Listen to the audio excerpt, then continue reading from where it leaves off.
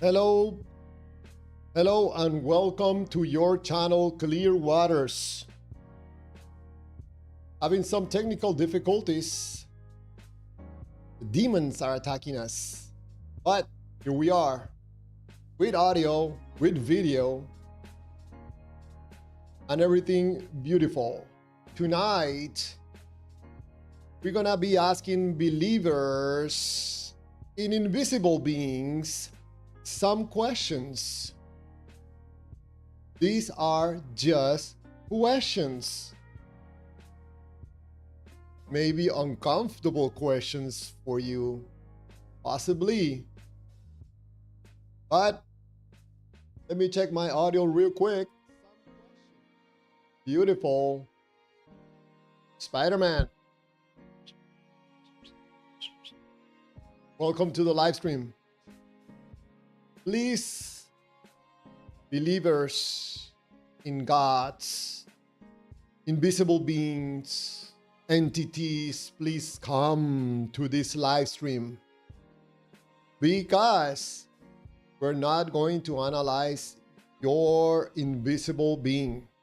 We're going to analyze you.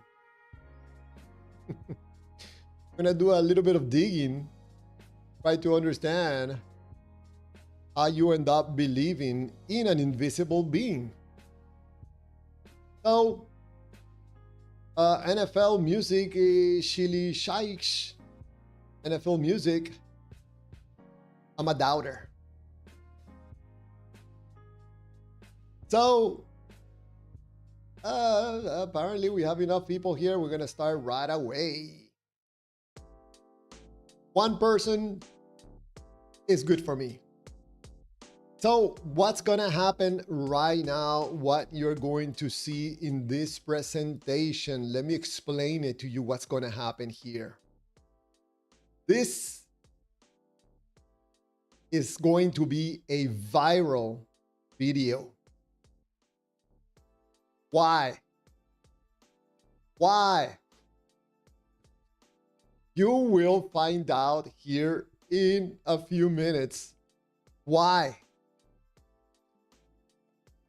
If you are a person that you're using your head, your thinking, your critical thinking is turned on, probably you will consider discussing the topic of this video with someone else, believer or unbeliever.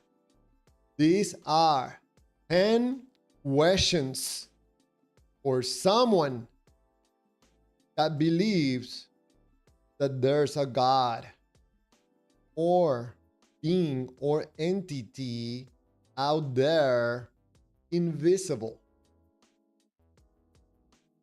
So this presentation is going to be composed of 10 questions for you as a believer. Are you ready? I was thinking maybe, how about I invite, I don't know, 3 people, 3 believers to the live stream to join me on voice, and I will ask you these questions to 3 believers and let you answer the questions. Because if the God that you believe is real, you shouldn't have any problem answering these 10 questions. Not at all. I think that these are not trick questions. These are real questions trying to understand how someone end up believing that there's an invisible being up there. So, NFL music, if you think that there is enough evidence for God or proof of God, you're welcome to answer these 10 questions. Probably you're going to be safer for yourself, to answer them in the chat and not on a call using the Discord. I was saying that I wanted to invite 3 believers to the Discord and answer these 10 questions that I'm going to ask believers. But I suspect that no believer is going to be calling to try to answer these 10 questions, even when these are not trick questions. If your God is real, you should be fairly easily able to answer these 10 questions. So if anybody as a believer wants to join the Discord and get two other believers, so you don't have to answer the questions yourself, and join. It doesn't matter. If you don't want to join and try to answer these questions on the Discord, you can do it on the chat, on the safety of the chat.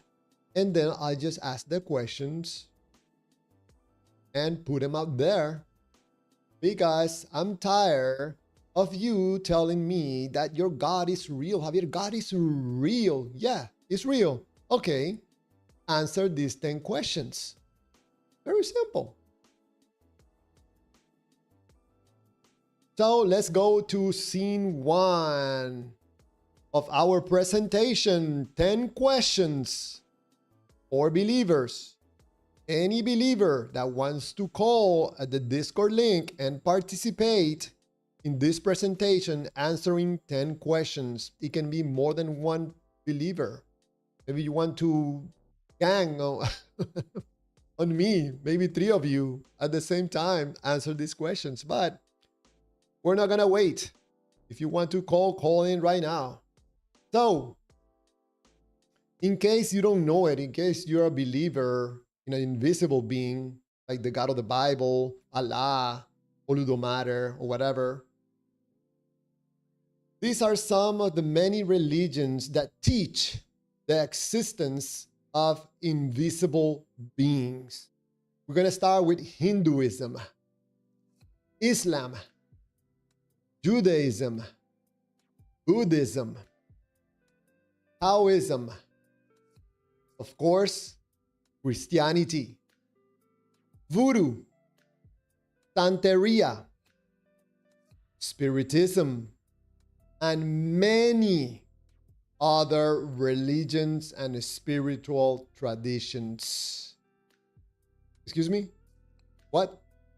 You're uncomfortable that I put Christianity right beside Voodoo and Santeria? Same thing, no difference. So,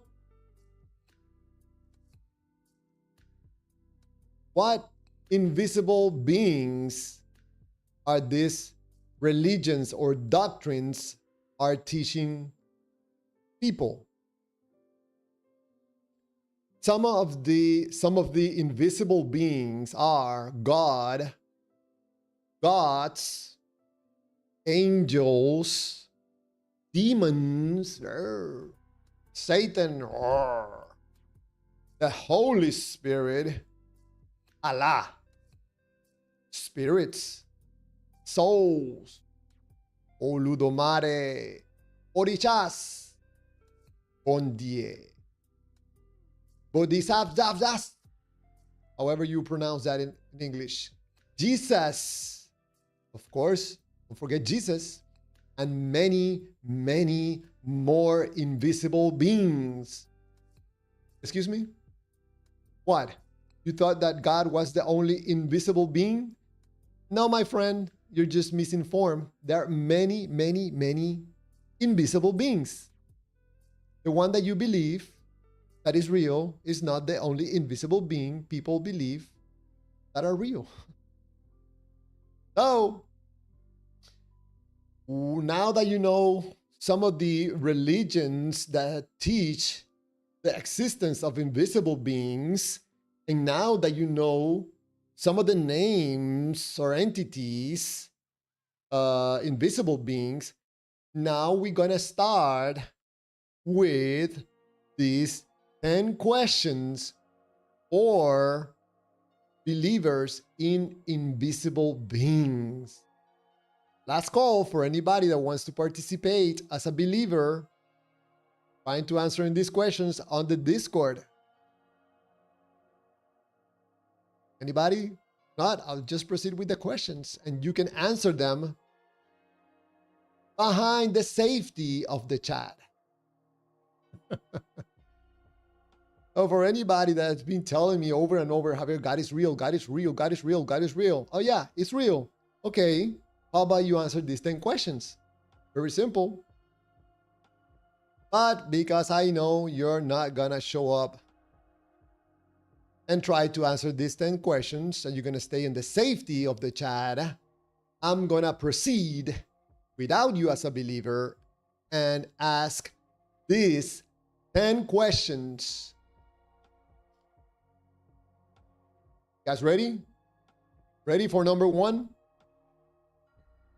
This is gonna be good, man. let me do my evil laugh, my satanic laugh. Man, that satanic laugh never works. But here we go with question number one to believers. Just waiting for anybody who wants to call in. No believers calling in, trying to answer these questions. The ones that are always saying, God is real, God is king, Jesus is king. No? All right, let's go with number one. Question number one for you as a believer in an invisible being.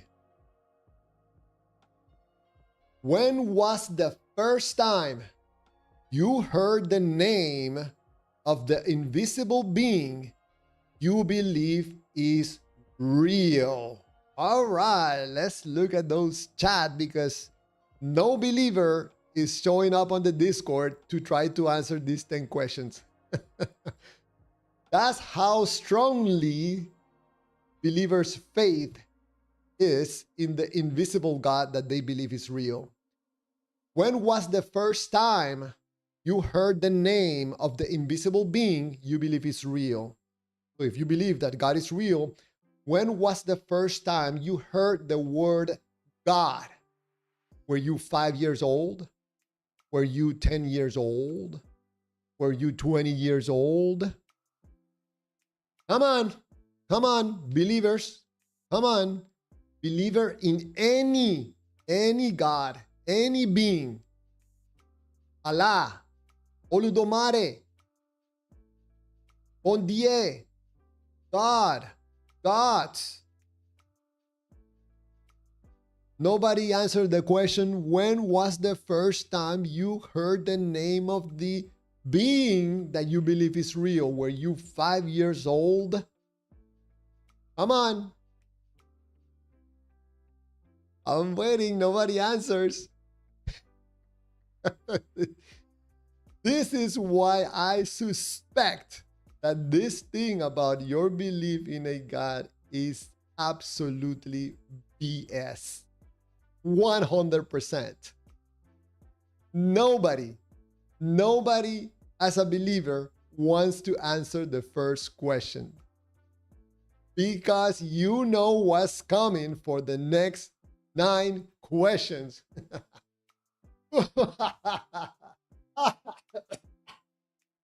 My evil laugh sometimes works, sometimes doesn't. Out of Babylon says, when I was taught by my mother, how old were you? Judea, who says it's a hard question? Are we going to start deflecting? And Javier, what are you doing? You don't know nothing. Oh, we have a caller out of Babylon. You told me you're not a believer.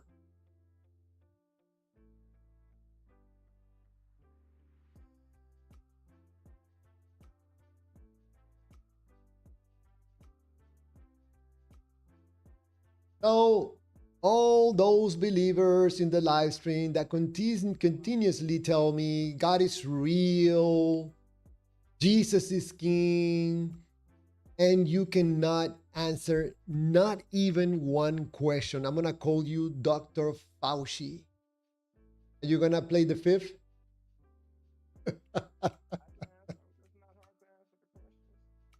Hey, out of Babylon, hold on.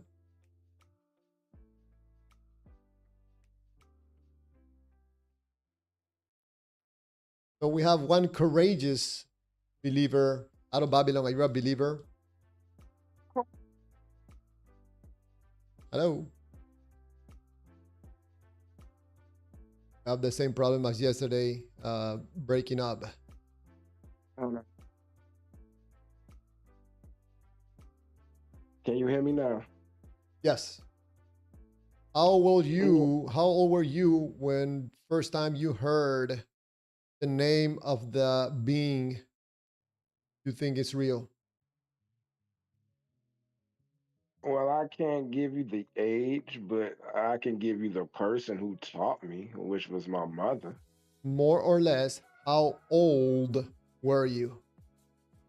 Probably let's say 5. 5 years old. Judea says 6, 7 years old. And Spider-Man is also saying 6, 7 years old.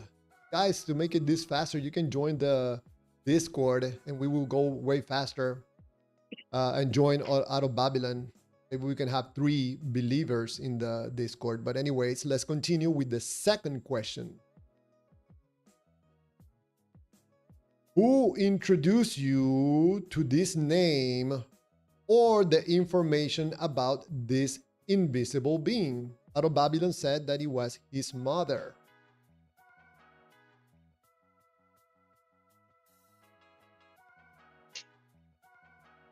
Any believers wants to answer question number 2 on the chat?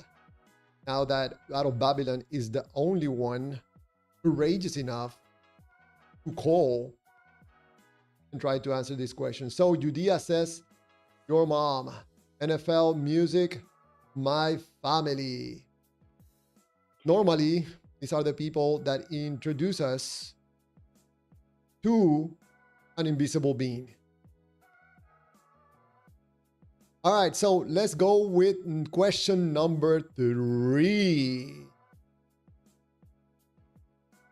If the name or information was not provided to you by a person, who else were you provided with the name of the invisible being you believe is real? You guys already said that family were the ones that introduced you to the name or information of the invisible being that you believe is real. Because I asked this question because lots of people were introduced to this information by friends or by some other means that is not family. Uh, Judea says Sunday school teachers, priests, preachers. The book. You know The book. All right. that holds So, true for most everything else, though. I'm sorry, say it again, Babylon. I said that holds true for most everything else, both good and bad. If it's not your family or your friends teaching you, the streets will teach you, both good and bad. You can learn. If my mother didn't teach me Christianity, I can learn it from the streets. If my father didn't teach me Islam, I can learn it from the streets.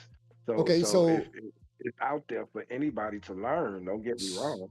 so this information is coming from other people. Can we agree as Oh, believers that is not coming to you by the invisible entity or being that you believe is real?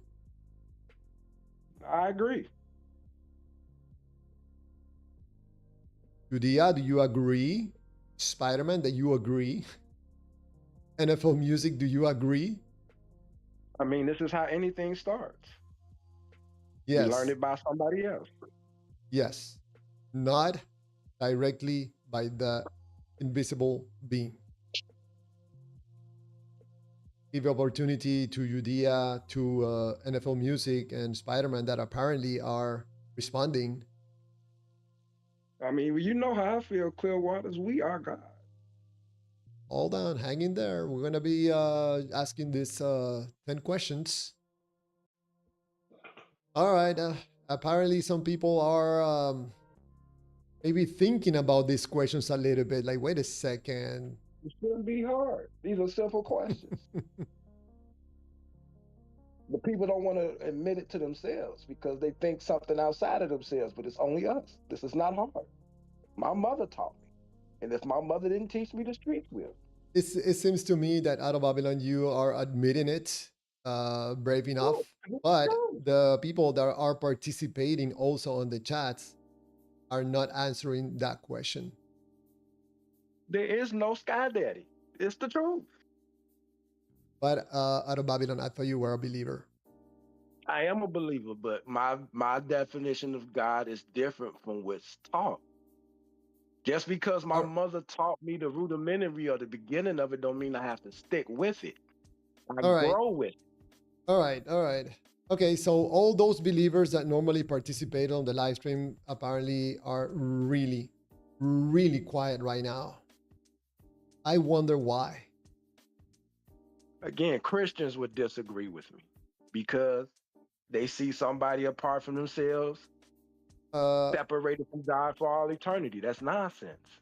yeah, so NFL Music says, I know people that got it directly from God, but not me.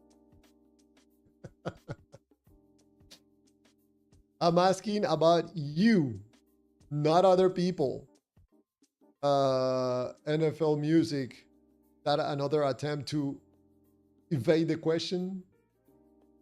So I think, I mean, if we can be honest and adults, we can agree that you're not getting this information from the invisible entity directly. You're getting it from other people. So let's go on with question number 4. Did the name or information about the invisible entity or invisible being start to have value to you at the same moment or later in life? Basically, I'm asking, the information of the invisible being that was provided to you by your family or some other source started to have immediately value to you, or it was later in life? Oh, you might not like my answer. Throw it out there. Well, I mean, at 5 and when I was younger in Christianity and doing all the things that was taught, the name had more value then. Now, in my years of understanding now, none of the names have value. All names of God on this earth today is blasphemous because, again, God is going to save all. Every Okay, name all that a right, all man right, comes all with, right, all right, all right, all right. Out of Babylon, we're just answering these questions. Udea says, I'll be quiet. Why is that? I mean, you are told is valuable. Yeah, but when people are told about this information about Allah, God, Olodumare, Odin, some people don't start to see value in the information immediately, especially if you're a kid. It's not probably until later in your life that you start finding value in the information that you were provided about the invisible being, that you start believing that is true because of something that you find value in the information. So far, that we is, can agree that you're getting this information from someone else, not directly from a God, and that you either find value in the information the moment you received it or later in your life. So we're gonna present with question number five, because we gotta move on. So question number 5 is, when the name and or information about the invisible being started to have value to you, what was going on around you? Were there feelings involved? You remember out of Babylon? again, when the name have value, I would say to an extent of, If you ever again, find trying to make sure. if you ever found importance in the information about the invisible being at one moment in your life, were you at church? Were you singing? Were you praying? Were you feeling something? No. Again, for me, when I went to church, I felt the energy in the church, but the energy again, I put it to you this way: everybody screaming and hollering. You probably seen the scene. They caught the Holy Ghost, this, that, and the third. I was the person in church questioning: is it the Holy Ghost, or is it this nice beat that's playing in the church background that's making everybody do the boogie? So you were not finding or feeling anything or finding value in the information at that moment. I mean, I felt something, but again, I Yes. question: was it the music or was it But was you it the felt Holy Ghost? something. Yeah, but you felt something. I mean, I'm a human being. It's music playing. You're gonna feel something. Yes, I agree with you 100%. So, the NFL music says no feelings.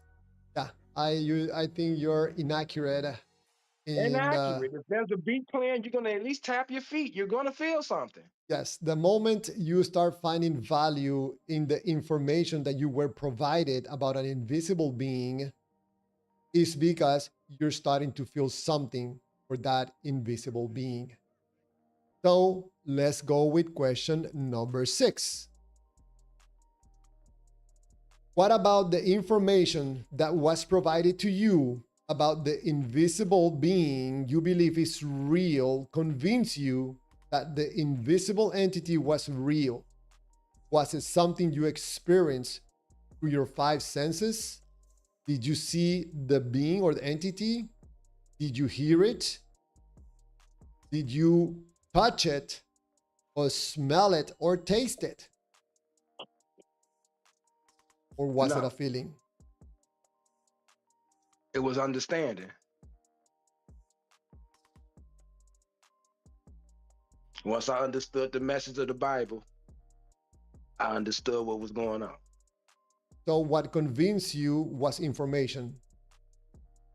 Of course, everything is based off of information. We come into this world without So anything, man, nothing. so you have no first person experience with this invisible being. I can't have first person experience with myself. I am God. Okay. Anybody on the chat? Do you have anything as a first person experience with this invisible entity that you believe is real? You see it? Have you seen it? Have you smelled I it? can. Have you touched it? Or you felt something? NFL Music says, I saw people getting healed and demons getting cast out of people. That's not what I'm asking. NFL Music, I don't know if you're paying attention or deflecting everything you've been asked, but I don't expect anything different. Again, Hugo Vaz, if this guy is God, he's doing God no favors. by Wow. saying that all will be saved, that is the love of God. All right, let's go with question number 7. How are you able to determine that the invisible being you believe is real is actually real, while the invisible beings that other people believe are real are not? Can I answer? Yeah, how are you able to determine? By doing unto others as you will have others do unto you. That is how you determine who is real. All right. All right. Anybody else on the chat wants to answer the question? How are you able to determine that the invisible entity you believe is real is actually real, while the invisible beings that other people believe are real are not? NFL Music says because I saw all what I said and others saw it too.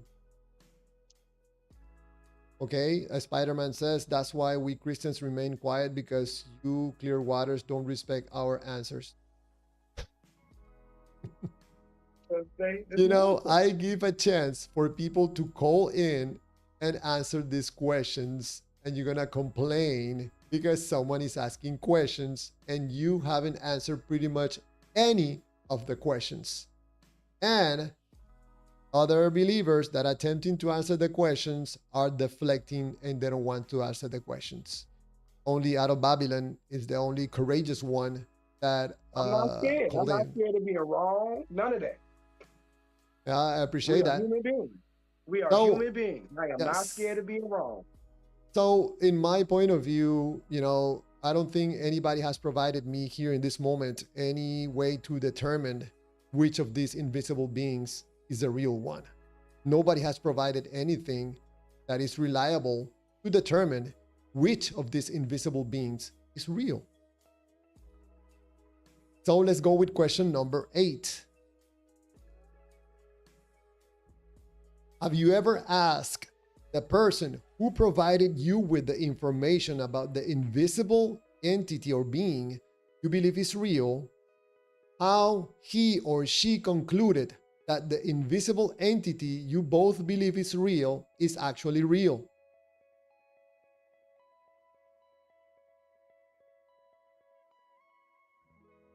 Did you ever ask your mom out of Babylon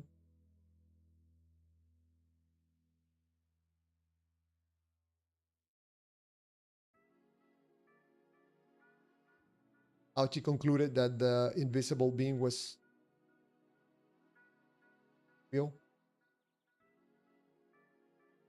It's a question for believers. What about this question is offending you? If you're offended, it's because maybe you don't want to answer these questions because they're uncomfortable to you. Maybe they threaten your stability, emotional stability in the idea of the invisible being that you think that is real. You're attached emotionally, and these questions, someone asking questions, make you uncomfortable, and you find it disrespectful that anybody will question your belief. Wow. My question number 8 was, have you ever asked the person who provided you with the information about the invisible entity you believe is real, how he or she concluded that the invisible entity you both believe is real is actually real? Have you asked that person that question?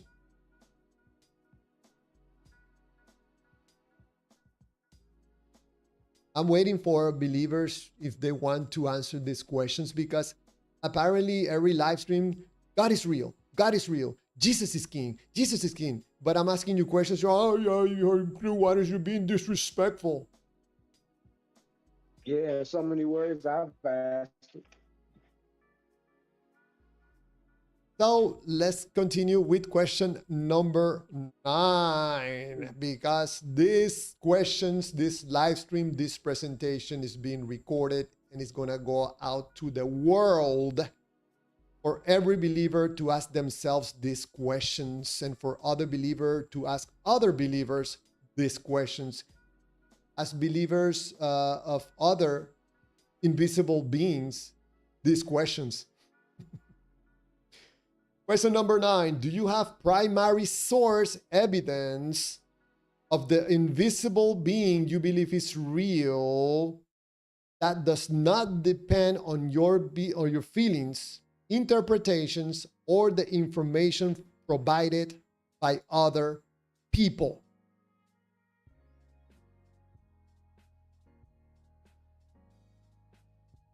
That's kind of weird.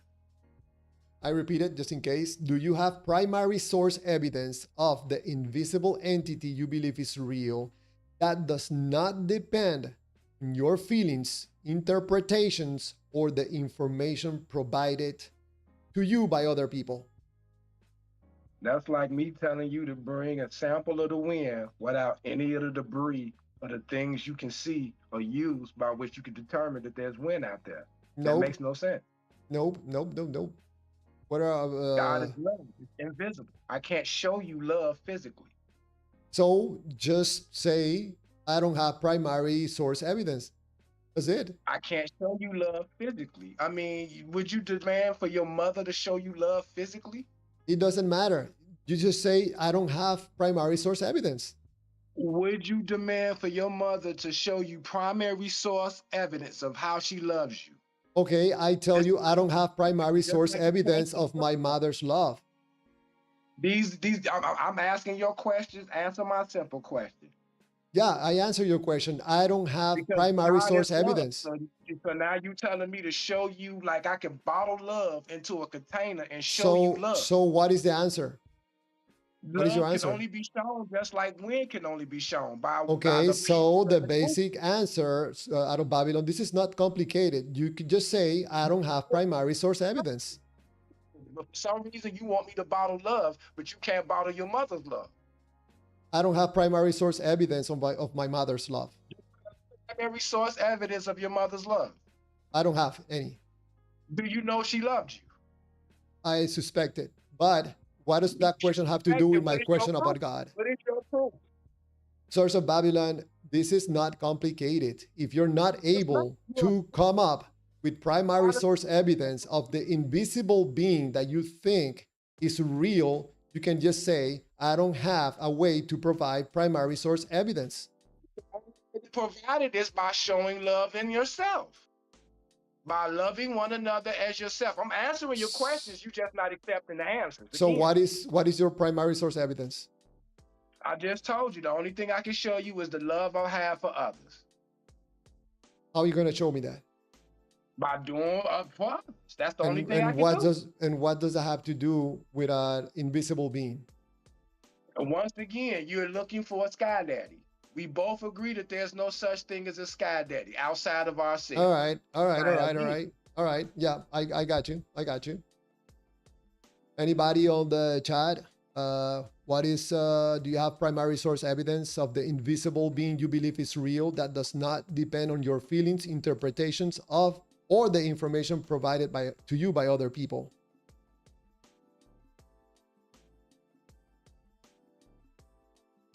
The I'm real just so Indiana confused. Cones Bruce says his evidence is love. Whose evidence? I'm not asking that question, in real Indiana Cones. God is love. I'm Not a sorry. person. I'm sorry, out of Babylon. That does not answer the question.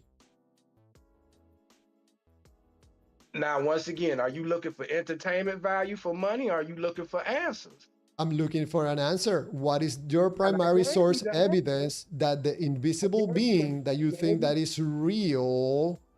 Are you looking for a sky daddy? I'm looking for an answer to You my keep saying question. invisible being. You keep saying invisible being. I said there's no such thing. Okay. So do you believe that God is real? Yes. Okay. God is not invisible? God is love. Love is invisible. Okay. So God is invisible. So why are you correcting What me? is love? What is love, Clearwater? Out of Babylon, this conversation is going to go nowhere. It's a simple question for someone to provide primary You're source looking for a evidence of physical an thing invisible called love. being You are that looking does for a not depend physical on thing your called love. feelings, interpretations, or the information provided by other people. You are looking for a physical thing called love. What you love might not be what I love. It is not a physical thing. You might love ham sandwiches. I might not be able to stand ham sandwiches. Love is something Okay, that's different for so out of everybody. Babylon, so what you're saying is that you have no way of providing primary source evidence. Is that what you're saying? That's not what I'm saying. Or I, what are you I gave saying? you the answer. You just not listening. Just like All my right, man said on the. okay, all right, let's leave it. As I am not, I don't know, because I'm the devil or something, I'm not accepting the No, response. no. Let's press on with question number 10. And final question. So I don't see anybody on the chat providing primary source evidence without your feelings, interpretations of information provided by other people. And question number 10, do you think some people believe in invisible, do you think some people believe invisible beings that do not actually exist? If so, how would you convince them that the being they believe exists does not actually exist without offering them the information about the invisible being you believe is real? See the same answer I gave you before. I mean, these are easy questions. Okay, what's your answer? Again, show the love of God by doing for others. Period. So if someone else believes This is not in, about a name. It's not if, about a name. It's about health. all right, I don't know where uh, you live, Clearwater, but do you see the people begging for change? uh, you gave your answer out of Babylon. I appreciate it. Uh, any believers want to answer these questions? If you think some people believe in invisible beings that do not actually exist, if so, how would you convince them that the being they believe exists does not actually exist without offering them information about the invisible being you believe is real? So if you believe in the God of the Bible and you know that another person believes in Olodumare, how are you going to convince them that Olodumare is not real without trying to offer your God as a change for that person?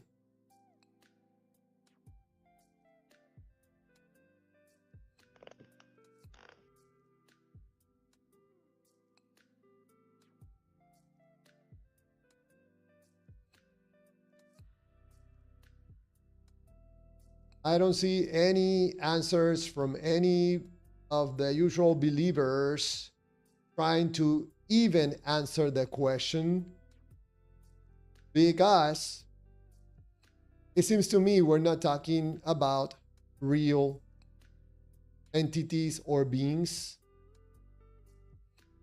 If that was the case, you would be easily able to answer these questions in a clear, concise way. But because you have no absolute way to answer any of these questions clearly, concisely about the being you believe is real and exists, at least myself, I can clearly, after asking these 10 questions and from people believers trying to answer these questions, it's very clear that all of these invisible beings does not exist, at least the ones from these religions. Let's see if Diva tried to answer at least this last question. Javier, love is something which is immaterial, right? What does that have to do with my question? I think apart from out of Babylon, there were maybe two believers in the invisible entity from the Bible attempting to try to answer maybe the two first questions, maybe three, and that's it. Because I think that as a believer in an invisible being, you know that these questions are very uncomfortable for you. Maybe like Spider-Man is saying, oh, I'm being disrespectful by asking questions. I think you're disrespecting yourself by believing in an invisible being. And you know that most likely you're making that up, but you're not able to come clean and accept it. And that is the reason why you don't want to participate in this type of conversations. I'm not telling you your God is dead or is, I don't know, it's not real. I don't want to jump to conclusions. That's why I'm asking questions. I could make this live stream instead of asking questions, just throwing out claims or make up a stuff. But not even asking questions to believers that are willing to engage in conversation or try to answer these questions for anybody.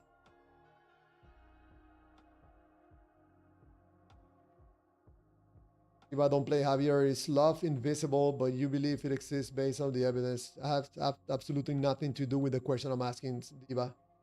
You know, I would not expect a believer in an invisible entity or being to try or attempt to answer these questions. They are too difficult for you to answer, because I think it will be very easy to see that this belief that you have in an invisible being comes from your feelings, not from a God.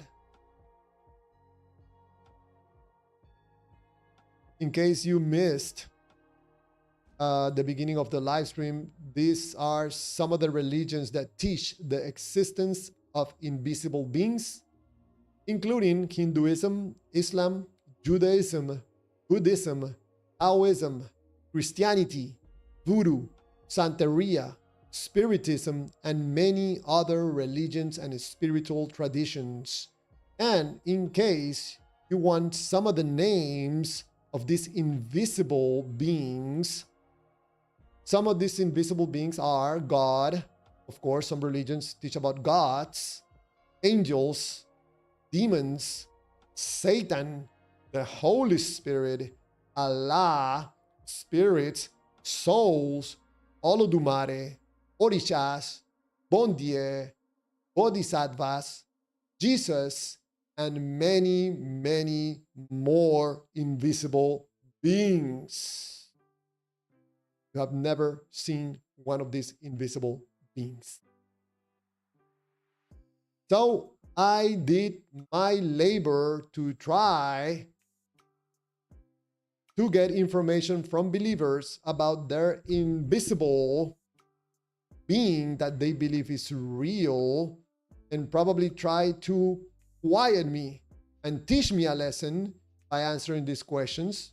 These are not trick questions. I think these are fair questions, questioning your belief in an invisible entity, but I don't think you want to engage in this type of conversation. It seems to me that this is what happens when you accept the teachings of a doctrine that teaches about invisible beings. You're going to have a hard time in trying to engage in these types of conversations.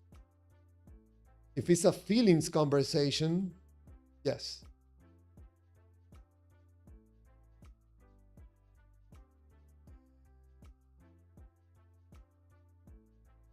So anybody that find value in these questions, you're more than welcome. If you want, if you find value in this type of questioning people's beliefs in invisible beings, you can subscribe to the channel. If you want to, you can thumbs up, and you can share this information to other people. Send it to, I don't know, anybody that you think that they're faking their belief in an invisible being. Thank you so much for the hearts. The hearts make me very happy. Thank you.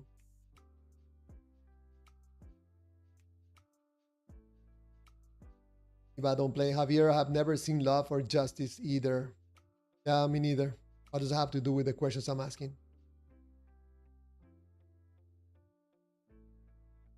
Spider-Man, I feel like I'm in a circus show. Spider-Man, you act like a clown in a circus. What are you talking about? Imagine yourself believing an invisible entity that is up there watching you. Watching you doing what you're doing. Especially when you're naked.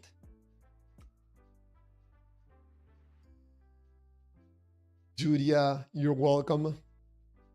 Thank you for attempting to answer these questions. I don't know if you're a believer or not. Oh, Mr. Skeptic Philosophy, when you ask anyone, could you be wrong, and they say no to this question, I just can't respect them. I agree. Skeptic Philosophy, these questions, in my point of view, are not trick questions. These questions are digging into a believer in an invisible being. We're digging a little bit about why and how they end up believing in an invisible being. And because people probably after their third questions notice where this thing was going, they're like, man, I don't want any part of it. I don't want to be any part of it. I'm not going to be able to answer these questions. I'm going to be exposed as using a God for my own emotional benefit.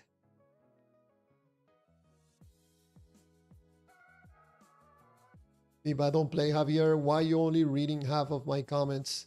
Because, Diva, I'm asking questions and you want to take control of the conversation, align it with your belief in the invisible being that you believe is real, And then you want to frame this conversation so it's easily for you to answer some of your questions. But I'm asking questions. How about you attempt to answer question number 1? It's on the screen.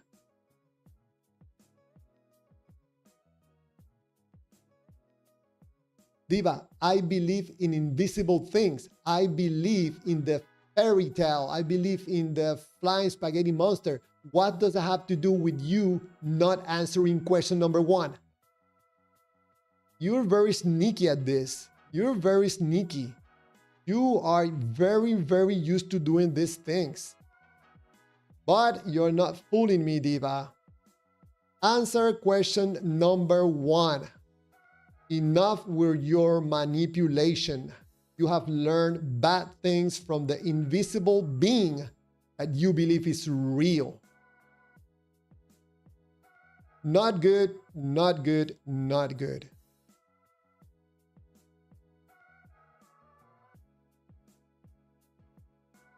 Chuck McNorris, I like this question game. Thank you, Chuck McNorris. It's not really a game. These are real questions. By asking these questions, I'm giving opportunity for someone to make me shut up by providing real answers to my questions. At least, I don't know, a couple of them. But no.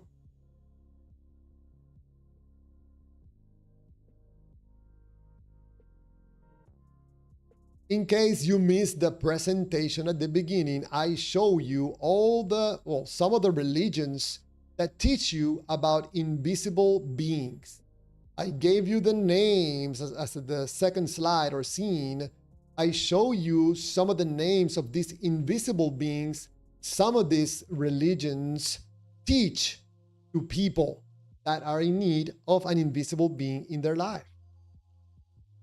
And on the screen is question number 1 of 10 questions that I asked during my initial presentation. So if you missed that presentation, you can just throw your answer in the chat, making sure that you include my username in your question so I can see it very clearly. I'm sorry, in your answer.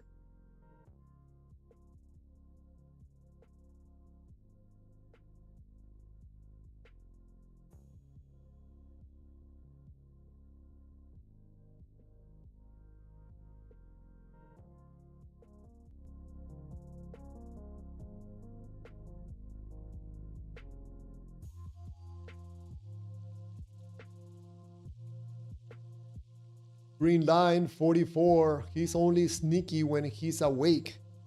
So it's not like it's all the time, right?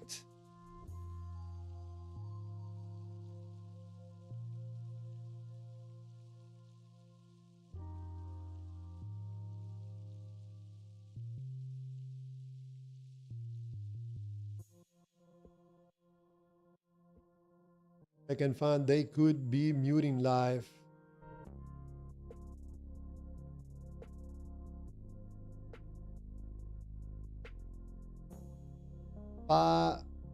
The can.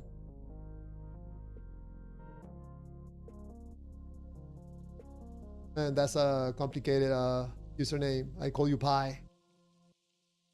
Pi, how can something invisible but you can see it? If you can see it, it's no longer invisible. All right.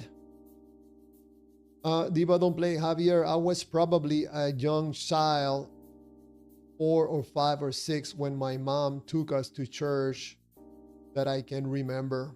Thank you, Diva, for answering that first question.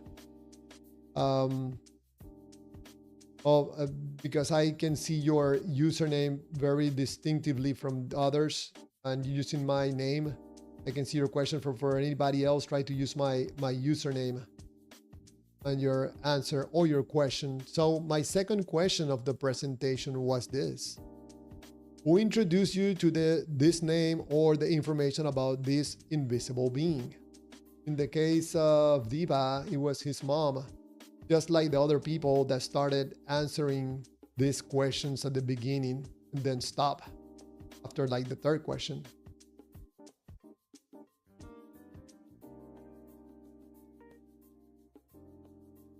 Doug McNorris, Clearwater's number one, my first memory of God is the story of Abraham nearly sacrificing his own son. I think is I think I first heard this at school, but don't remember for certain. Wow, that's a scary story.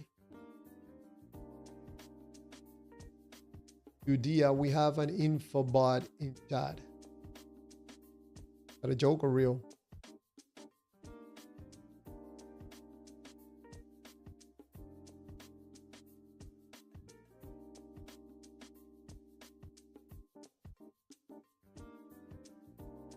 Judea Clearwaters needs to hand out some wrenches.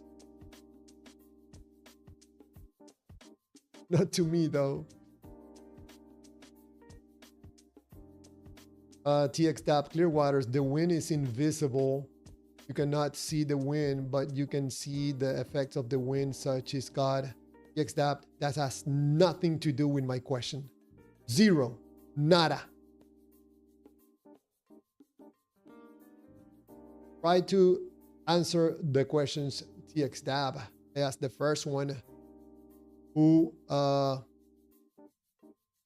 how old were you when you were introduced to the information of the God or entity you believe is real? And the second question is, who introduced you to this name or information about the invisible being you think is real or believe is real? Maybe try to attempt to answer some of these questions.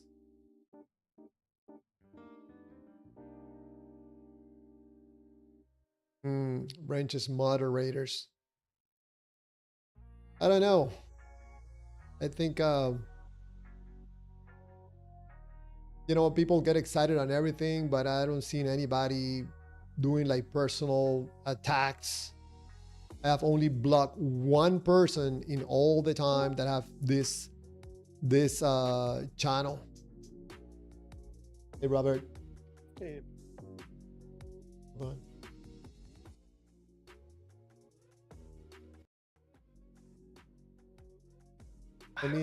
Let me jump to question number 3 for people that are joining now. In case they want to answer the questions, Diva is answering question number 1 and question number 2. Let's go with question number 3. If the name or information was not provided to you by a person, who else were you provided with the name of the invisible being you believe is real? Maybe it was a friend, church, someone else, that it was not family.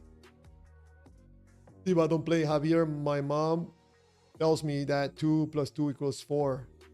It's impossible that my mom can give me real truth. All right, I'm just looking for answers to my questions, and then we can engage in whatever information you want to tell me about how you see and explain to yourself the reality of the invisible being that you think that is real. Hey, Robert, you want to say something?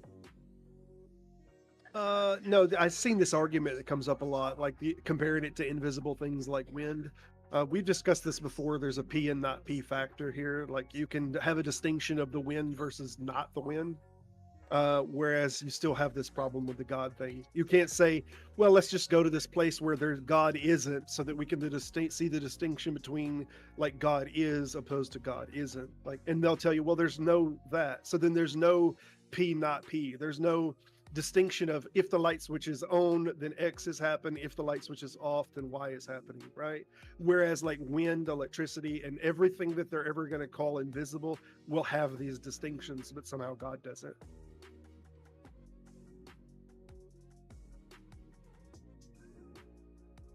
Judea atheists understand and practice morality and ethics. By the way, Chuck McNorris, Clearwaters, your line of questions are the very same the Pariah people ask when they first encounter Christians.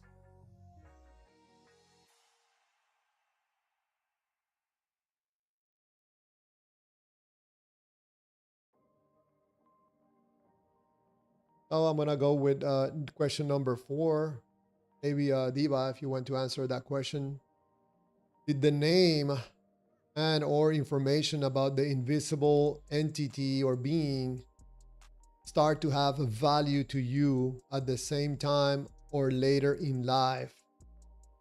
When you were provided the information about the invisible being that you believe is real, did the information about this being started to make sense to you immediately or maybe later in life? Because some of you were introduced to this information when you were very young, like, I don't know, 6, 7 years old, but you didn't start finding value in this information until you were like, I don't know, in your 20s or 30s or 40s.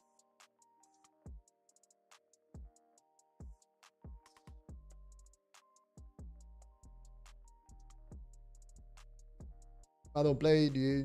If you want to answer question number 4.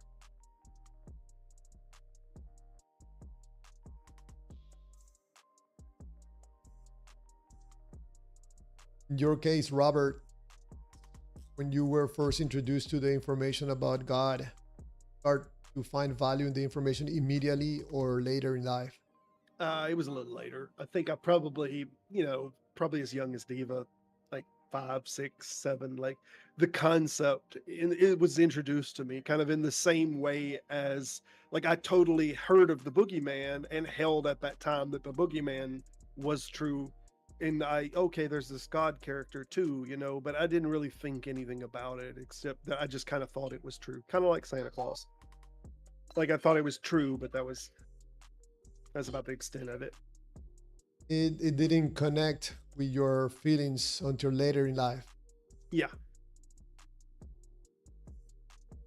Yeah.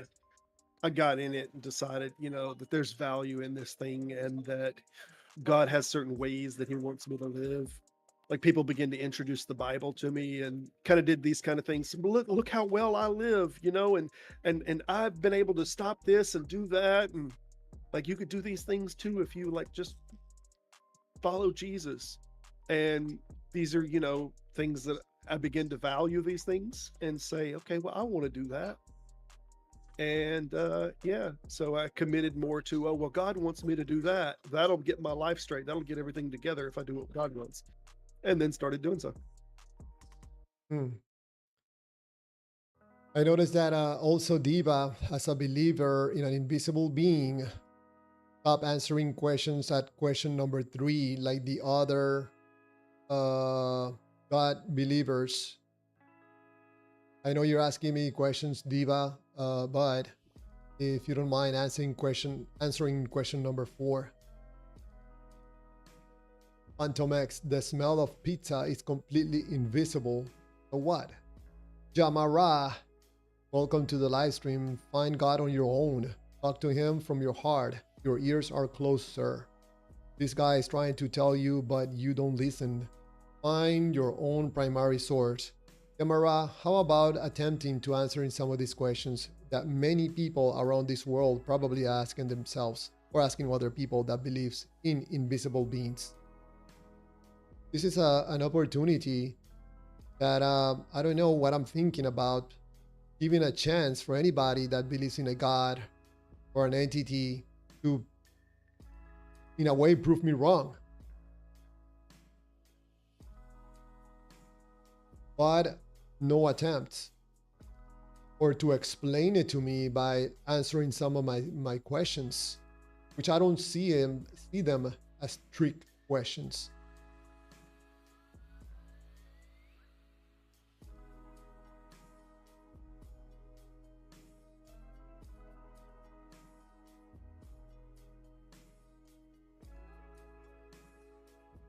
Spider-Man Javier, don't say anything to Robert when he don't answer the question and goes off on a tangent.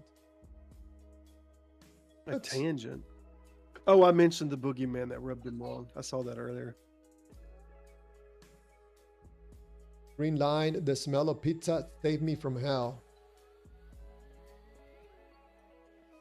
Clearwaters believes in invisible beings. Let's say that I do. What does that have to do with the questions? That I'm asking believers. I'm not asking the question to myself. But by the way, I did completely answer the question. The question was, did it start at the same time or later? And I said that it happened later. Yes, you did answer the question. If I don't play Javier from an atheistic worldview, everything is only I'm asking questions. You're not answering questions. So you're very sneaky at this. Very sneaky. You have been doing this for a long time. I'm asking you questions, and you want to manipulate the conversation. Maybe make it align with the entity, with the belief in the entity, invisible being that you believe is real. But the question is quite clear. Did the name or the information about the invisible being you now believe is real started to have value to you at the moment when you received the information or later in life?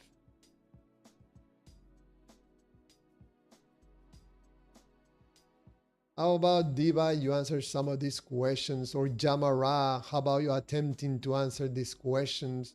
What is wrong with answering questions? Probably this is offending for you for someone attempting to ask questions.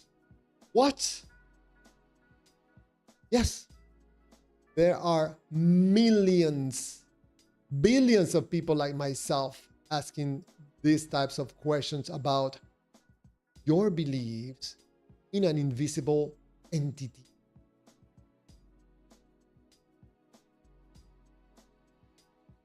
NFL music, I already proved Jesus is real. You have proved absolutely nothing.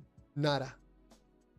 Not even 0.1% of anything that relates to an invisible entity, which I enlisted Jesus of one of these invisible beings being taught by Christianity, right along the same tracks or ways from Voodoo to Santeria and other religions.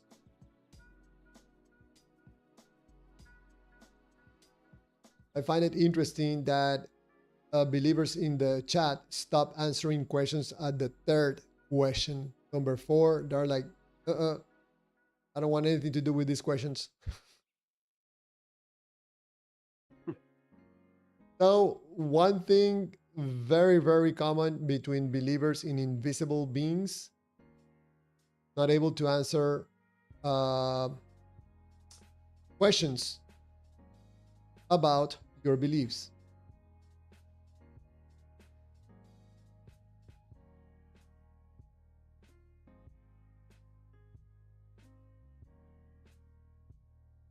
Real Indiana Cones brew. I cannot keep up with all the dumb comments.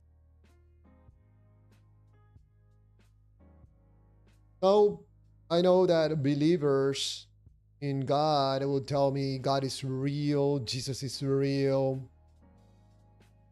I'm being more transparent in my thought, letting them out and telling you you're just lying. You're been lying to yourself for so long that you're not able to tell that you're lying to yourself about these invisible beings. You are very okay about lying to yourself and other people about the invisible being you think is real. But more and more people are seeing and understanding your lies about your beliefs about these invisible entities that are watching you and protecting you.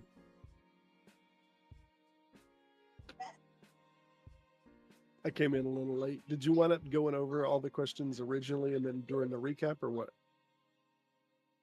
The questions were part of the presentation, and then like I normally do, I cycle through the scenes. You want to answer this question? Oh, I don't see it on the board yet. My time's delayed. Did the name and or the information about the invisible entity start to have value at the moment? I think you answered this question already. Yeah, I did that one. I forgot to flip to the second, to the number 5. Number 5, when the name and or information about the invisible being started to have value to you, what was going on around you? Were there feelings involved? Oh, for sure. Yeah, yeah. It started having value to me because I was not content with my status or state of mind. So I wanted a change in that state of mind. And it looked like this thing on offer was good. It looked like it would change my state of mind. Hmm. I mean, why wouldn't it? Like if you are condemned under this idea and then like, oh, you could be not condemned though. Oh no, that sounds great. I want to be not condemned. I want to be forgiven. Hmm. Were you like at church at this time? Going to church Well, yourself? I was already going to church whenever I was going to a Baptist church when I was real young, like 13 or something. I kind of started getting into this. And then I seen a Heaven's Gates Hell's Flame play. They really play on this fear and then hope, kind of, you're all gonna burn in hell. It's so sad. But listen, Jesus can save you from that and fix everything in your life. And there's all like these carrot and stick, like the whole way of the play.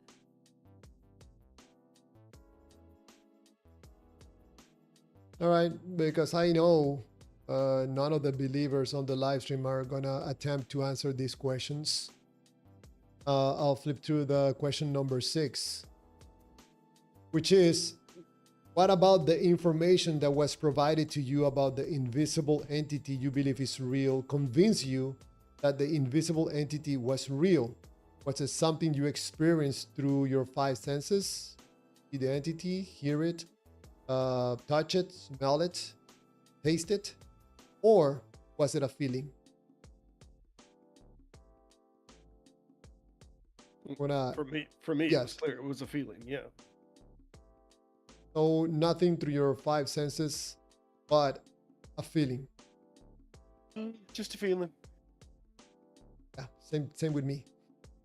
I mean, I would say that at different times and in different religions and at different states, different intensities of feelings, with one of them being an unbelievable intensity of feeling, and but still a feeling. Hmm.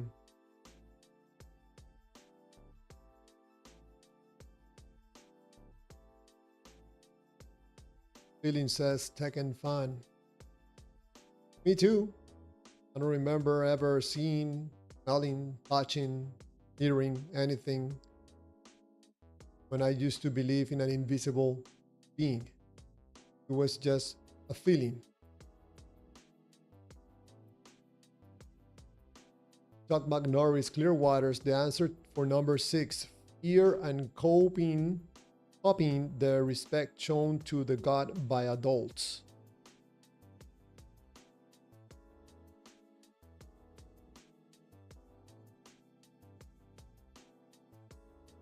Fear and copying the respect shown by gods by adults. All right. Okay. The first part of the question.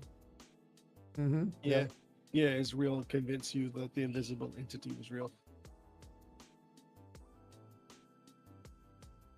Diva, don't play Javier. I just always believe deep down that Jesus Christ was the truth. Yeah, that doesn't answer the question, Diva. So let's go with question number 7.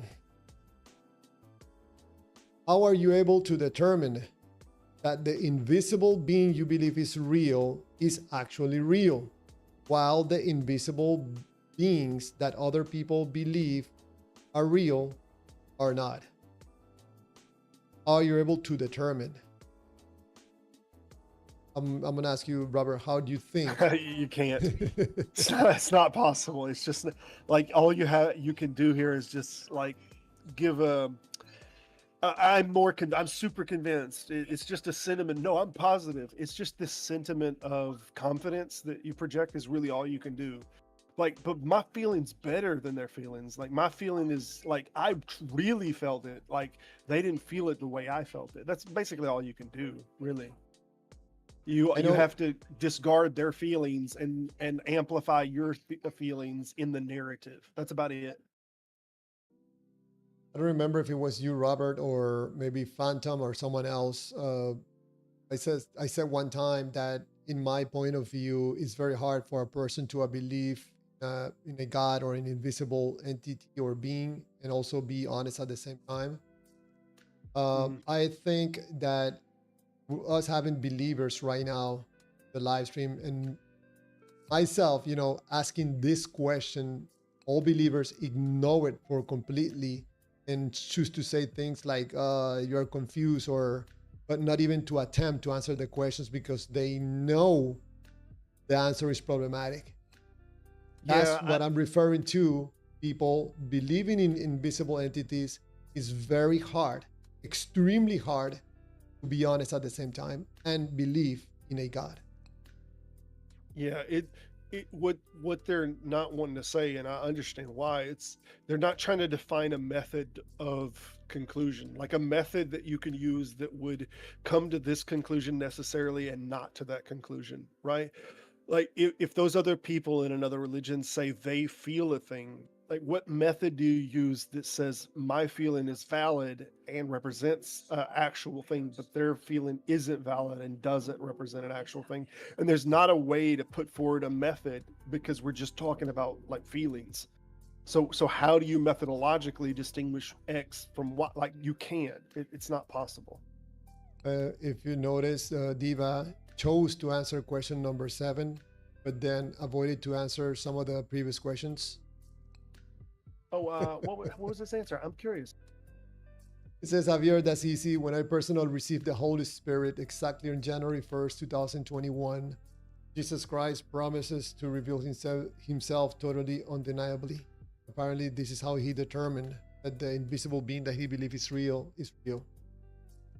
Right, but it still didn't really answer the question because how other people is not real. Like many of those people will say, that they spoke with Vishnu or that they felt the presence of Vishnu. So, like those sensations to them are, whether you believe it or not, as genuine and as real as the sensation that you had, and they would testify to that, and it changed their life. So how do you tacitly like hand wave that away, and is there a method by which you use as a standard? I would guess no. The method is, but mine's real. I think it's very sneaky, man, that you would take some of these questions, decide to answer some of the questions, some other questions don't answer, or just answer part of a question because answering the other part of one of the questions is problematic. Very sneaky. Did you have Out of Babylon muted on the thing, or was he just not No, no, no, talking? no, Or no. He oh, was okay. participating at the beginning. Oh, okay.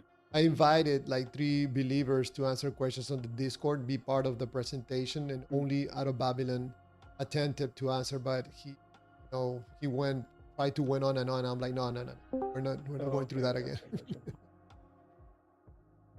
So, hey, Phantom, Hey, how's it going? good, good, good. We're gonna ask question number 8. Have you ever asked the person who provided you with the information about the invisible being you believe is real how he or she concluded that the invisible entity you both believe is real is actually real?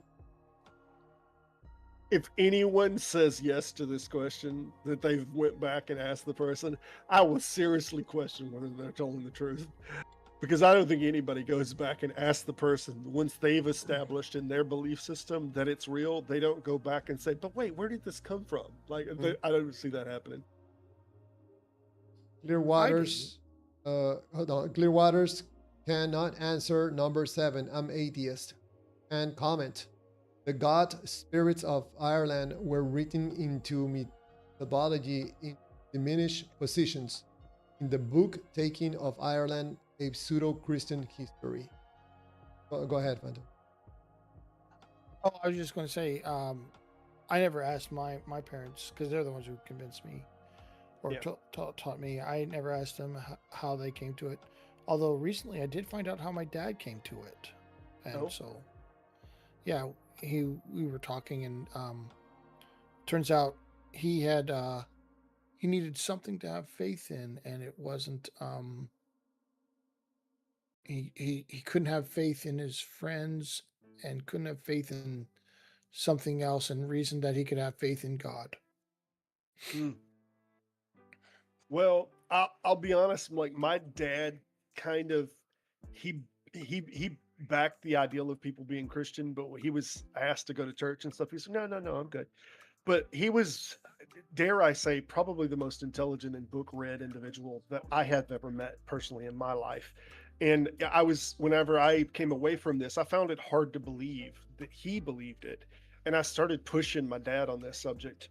And he was of the opinion, it doesn't matter if I believe it. And I'm like, what do you mean? He's like, Christianity just is better than the other options. And I'm like, wait, Dad, you're just saying this as a like a moral structure for a nation or for a group. Like, I'm asking you, do you believe that Jesus was resurrected? And he totally blows it off, and he's like, who cares? Like, that, why does that matter? And like, he would not address that because he couldn't believe that to be the case, but he thought like Muslims might, that they're more problematic than Christians, so that like he backed team Christian even though he didn't believe these things particularly happened. It was super weird. McNorris, Clearwaters, number 8. Yes, we asked this question a lot and got vague answers. No answers. Kids with strict parents never got to ask this out loud.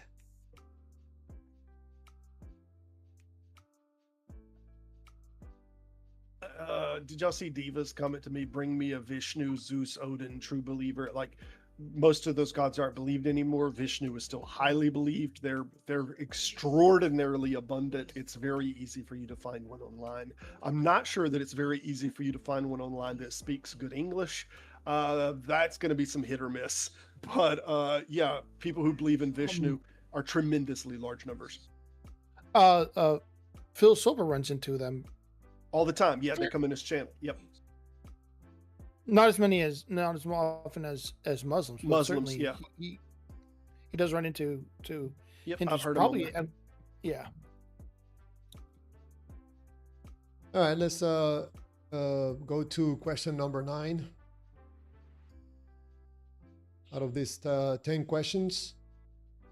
Question number 9. Do you have primary source evidence of the invisible being you believe is real that does not depend on your feelings, interpretations, or the information provided by other people?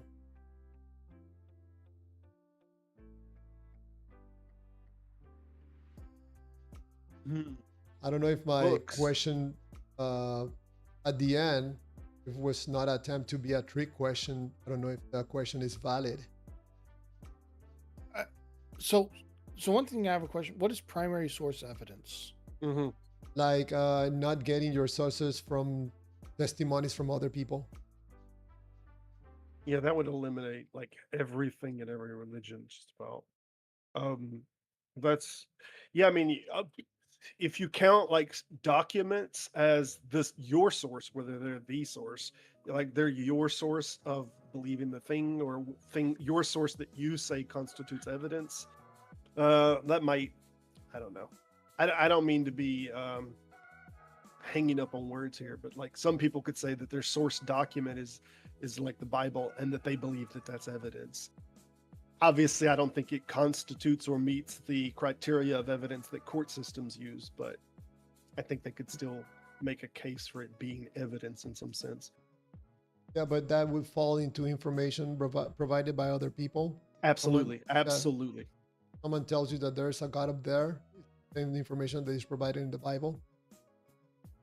So that would be considered information provided by other people. So if you don't have direct information from the invisible being, that's what I'm trying to ask. And I use the word primary source evidence as you getting that information directly from the visible entity. Right. No, I understand what you mean. Yeah, no, I would, in that, yeah, there's no such thing as in any religion for that. I don't know why Diva is still pushing this, like, get them in here. Like, I don't have friends that are in that circle that I could call up and be like, hey, come do that. I don't have Christian friends that I could do the same for you, that I could call a Christian friend to come in here and testify. Like, I just don't, that's not my friend group, so to speak. But you can easily Google this diva and find out that recent surveys on the subject has 399 million people worldwide that believe in Vishnu. So it's not a small number. If you notice, when Diva answered a question, I think it was question number 7 or 6, I don't remember. He says that one is easy. So the ones that he's not answering, those are difficult ones. Because he's not attempting to ask any other questions. Go ahead. So Diva's wanting to Phantom, sorry. produce the person. Diva's wanting you to produce the person so he can see if they had the exact experience that he had. That's not how experiences work. Yeah, it's really weird. And Like, also, find a religion that has the same. Like, you talk to Christians every day, and they talk about their experience, and theirs isn't exactly the same as yours. So I don't know what you're looking for there.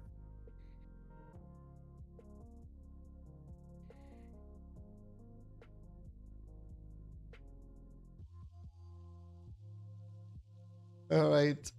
So let's go with question number 10. Diva, sorry, but Diva, Robert cannot produce another person. He's talked to them. He's watched other people talk to them. But you're saying, you go bring this person to me. Diva, if you want to find these people, I can tell you how to find them. Message me on Discord. I'll show you where. Yeah, or do the free for all. But it's true that I can't produce another human being. But my wife's done it 3 times. That's a good one. That's a good one. I forgot, before I forget again, Robert, I created another voice channel. Oh, good. Yeah, it's called Clearwater's Lobby. I'm not sure if I set it up correctly. It shouldn't have any restrictions. Yeah, as long as you didn't limit it for everyone, No. they should be able to access it. All right, so question number 10. Okay, question number 10. Do you think some people believe in invisible beings that do not actually exist? If so, how would you convince them that the being they believe exists does not actually exist without offering them information about the invisible being you believe is real? Eva. Because you want to go find another person and tell them about your God? No.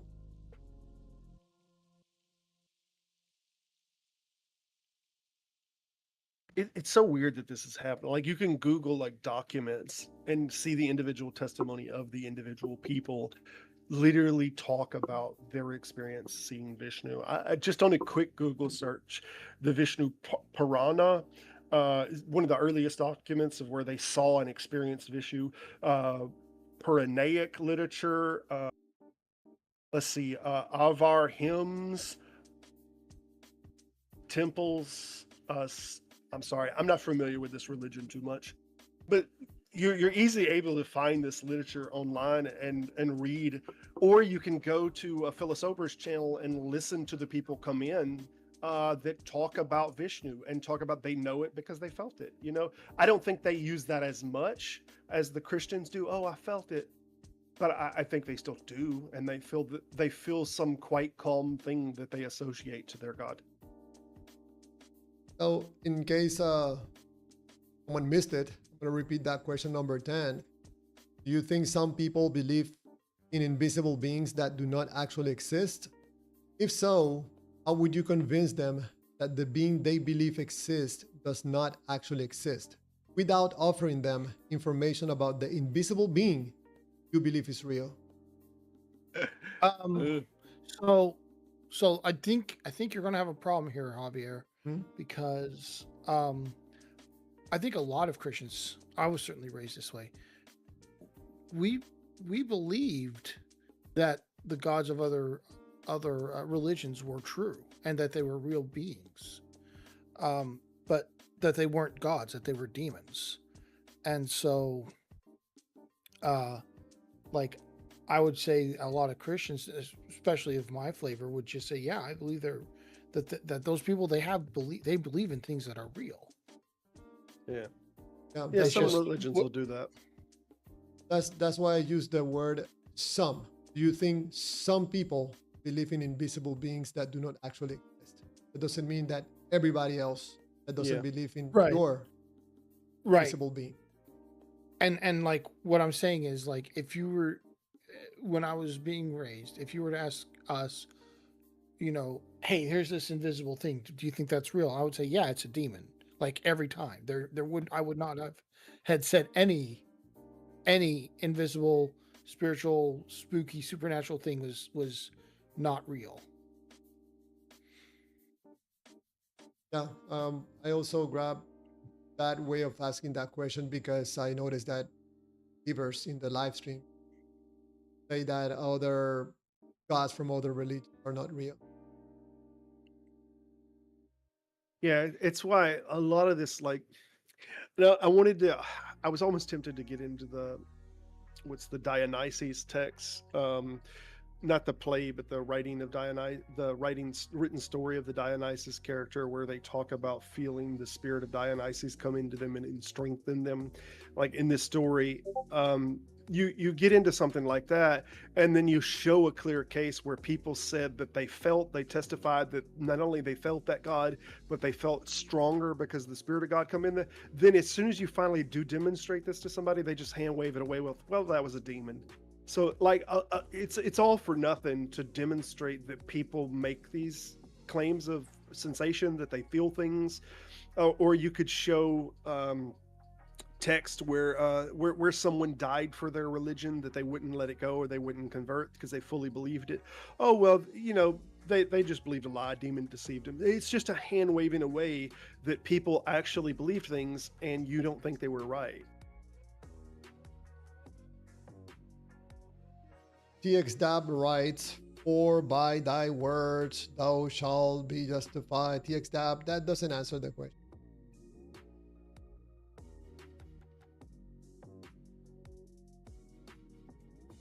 And just if anybody missed, some of the religions that teach about the existence of some invisible beings, some of these religions are Hinduism, Islam, Judaism, Buddhism, Taoism, Christianity, Voodoo, Santeria, Spiritism, and many other religions and spiritual traditions. So your religion is not the only one that is coming up, presenting or teaching about the existence of an invisible being.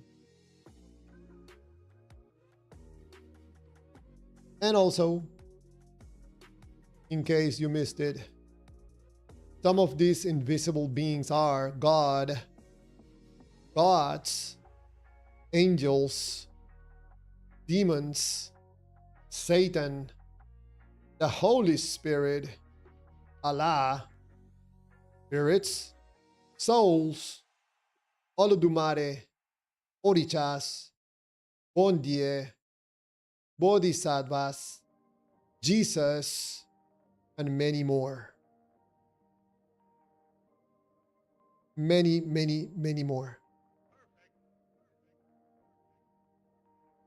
Oh man, I think probably one or two believers are like, what? I never heard of those invisible beings before.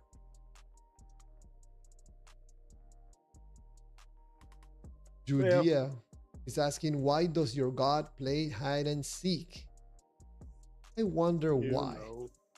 You know why. DXDAB writes, for we must all appear before the judgment seat of Christ. TXDAB, that doesn't answer the questions.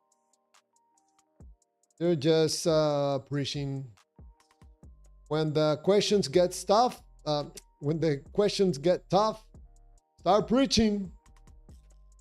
It's all kind of just an assertion, like I have confidence in this, right? It's just like you're giving your confidence marker, right? You're planting it in the ground and saying like this, but this thing is totally true. Like, what's the reasons that brought you to that conclusion? That's not even necessary to talk about, right?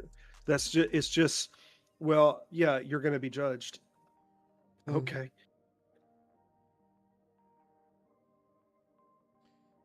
Hugo Vaz, God doesn't play hide and seek. Seek and you shall find. Oh, that sounded so nice. Like a rhyme. Personally, makes no sense.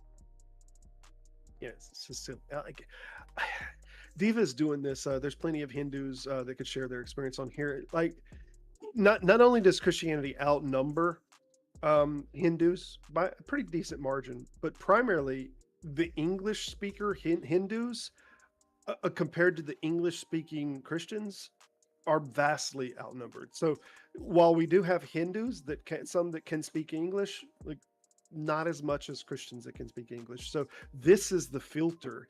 If you're thinking of things that like, just like the great filters, like this is the filter, not that they don't exist. Like, I don't know how you conclude they don't exist rather than, okay, it makes more sense that a lot of them don't speak English. Well, Robert, that's because like everyone knows God speaks English, and so if they're not speaking English, they're not worth listening to anyway. Yeah, they also don't have in their core doctrine proselytizing, so they don't, like, you have a motivation to come to these things and try to proselytize and save people's souls. And like, even if they knew about this channel and spoke English, like they don't have that in their narrative that they need to save someone. So that you have an English language that is related more to Christian people. You have the group doesn't have a proselytizing, internal structure, and on and on. It's the same reason a Jew never comes knocks on your door to tell you about Judaism. They don't need you. That's not a part of their thing. They don't want to proselytize it.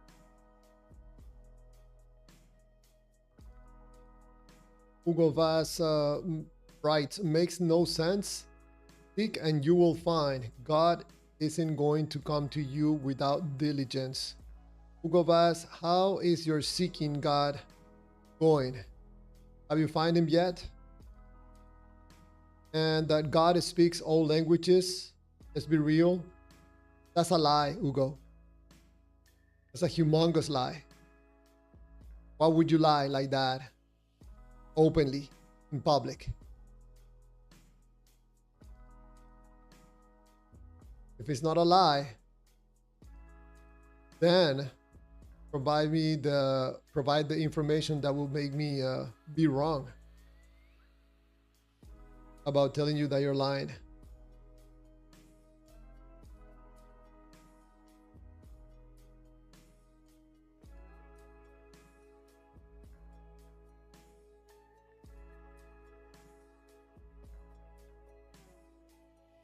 Yeah, I agree with Spider-Man. Atheists are vastly outnumbered. I mean, so are scientists. They're vastly outnumbered. That doesn't mean you know something that they don't.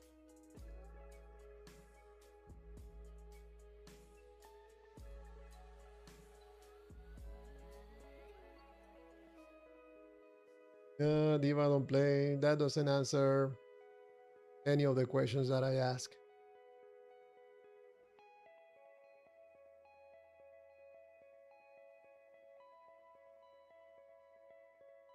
The stuff that you repeat over and over again.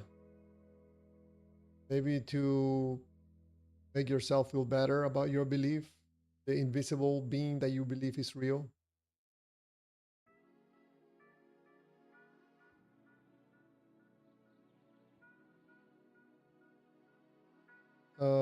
Hugo Vaz, I found God after much seeking.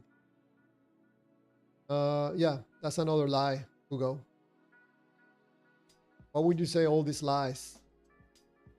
God knows everything, therefore he speaks all languages. That's another lie. This is what happened, Hugo, when you get involved with one of these invisible beings. Hugo Vaz writes, it seems as if you're not open-minded. Having your beliefs destroyed will make you hate us believers, so you will not change. No, Hugo Vaz. Hugo Vaz is not that I don't have an open mind. I'm just being honest and transparent. And your God doesn't fit in that figure. You cannot be, in my point of view, an honest, transparent person with decency and also at the same time believe in an invisible entity. And proof of that is that you're lying right now. These are humongous lies.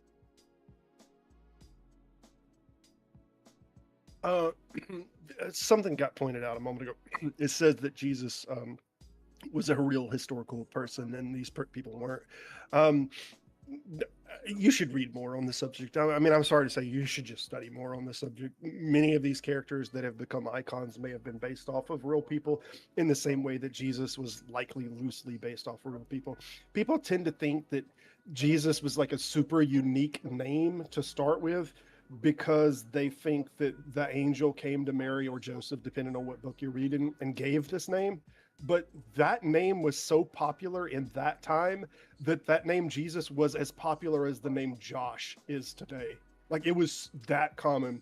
Even in the War of the Jews and the Antiquities of the Jews from Josephus, he mentions like 8 other Jesuses in that time. So there was a lot of people named Jesus back then. It was a super common name. Jesus is a very common name here in Panama.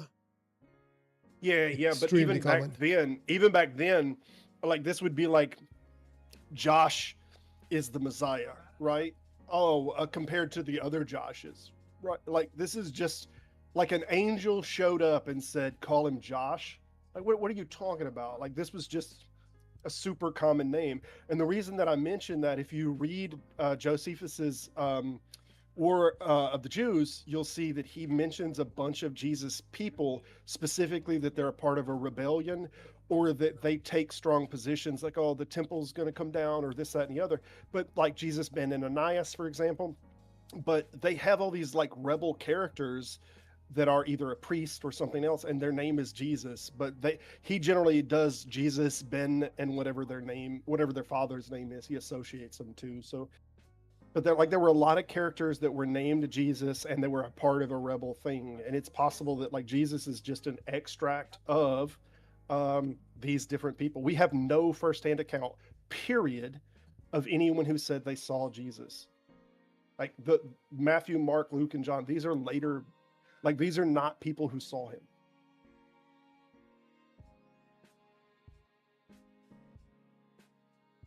Robin Webster writes, I've been hearing good stuff about this channel. Thank you very much, Robin Webster. Hey, Robin, what's up?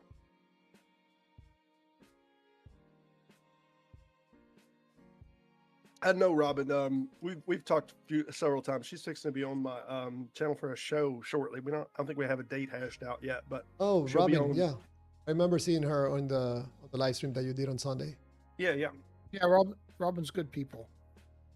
Thank you, Robin, for taking off your time to be here. Thank you so much.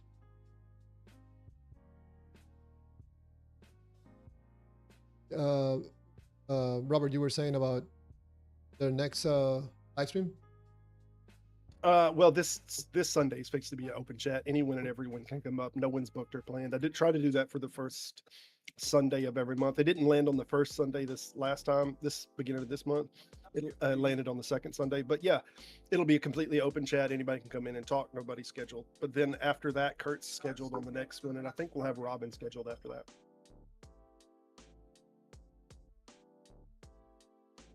Hugo Vaz writes, let me tell you something. I used to be an atheist until I found God. I was just like you. Hugo Vaz, you were probably an honest human being trying to live life, and then you got involved with one of these invisible entities, and now you're lying. I don't know. Hopefully you go back to being yourself and be an honest person, and don't get involved with this in my opinion, witchcraft about invisible entities, sacrifices, demons, spirits. Not good for you, my friend.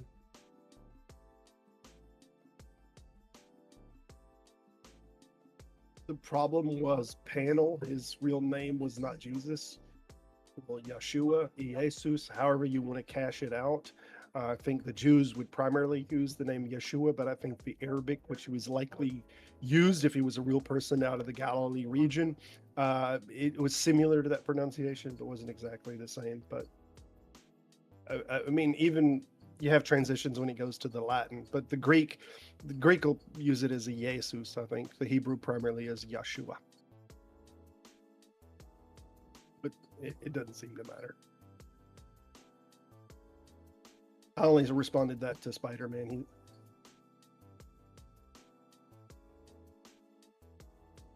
Govas, what do I gain from lying? Hugo Bass, by saying these things and repeating these things that you learn to say from someone else, you are able somehow to make yourself feel good about lying. Sounds to me very horrible. This is what you get, again, from believing an invisible being. It's problematic for humanity. I think it's better to accept that there are things that we do not understand in this life, instead of explaining everything with an invisible entity.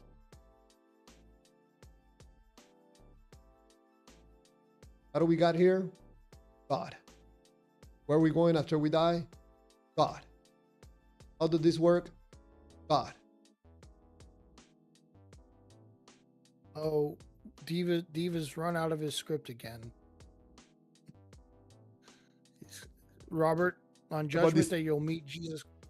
It's about this time he will say something like that. Yeah. Okay. That's just like your opinion, man.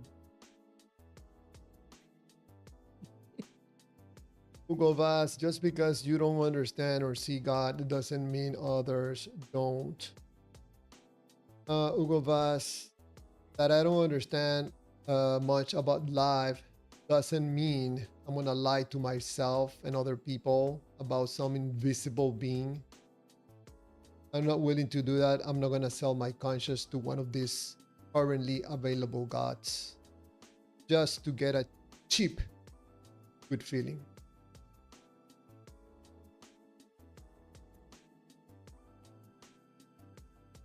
Yourself. I'm not sure what Spider-Man's point was with that we call them something different. And by that I mean the Hebrew name Yeshua was in these texts. Obviously, Josephus didn't write war or antiquity to the Jews, for example, in English. He wrote it in Hebrew. So there would have he would have called these people Yeshua ben Satiri. And the different names. I can pull a quick list of all the Jesuses, but I ran just through two different AIs to see if they could calculate about how popular the name was, and it said as high in some regions as high as 3.2% could have had the name. Like, it was that popular of a name. I was wrong in saying as popular as Josh. It might have been as popular as Joe.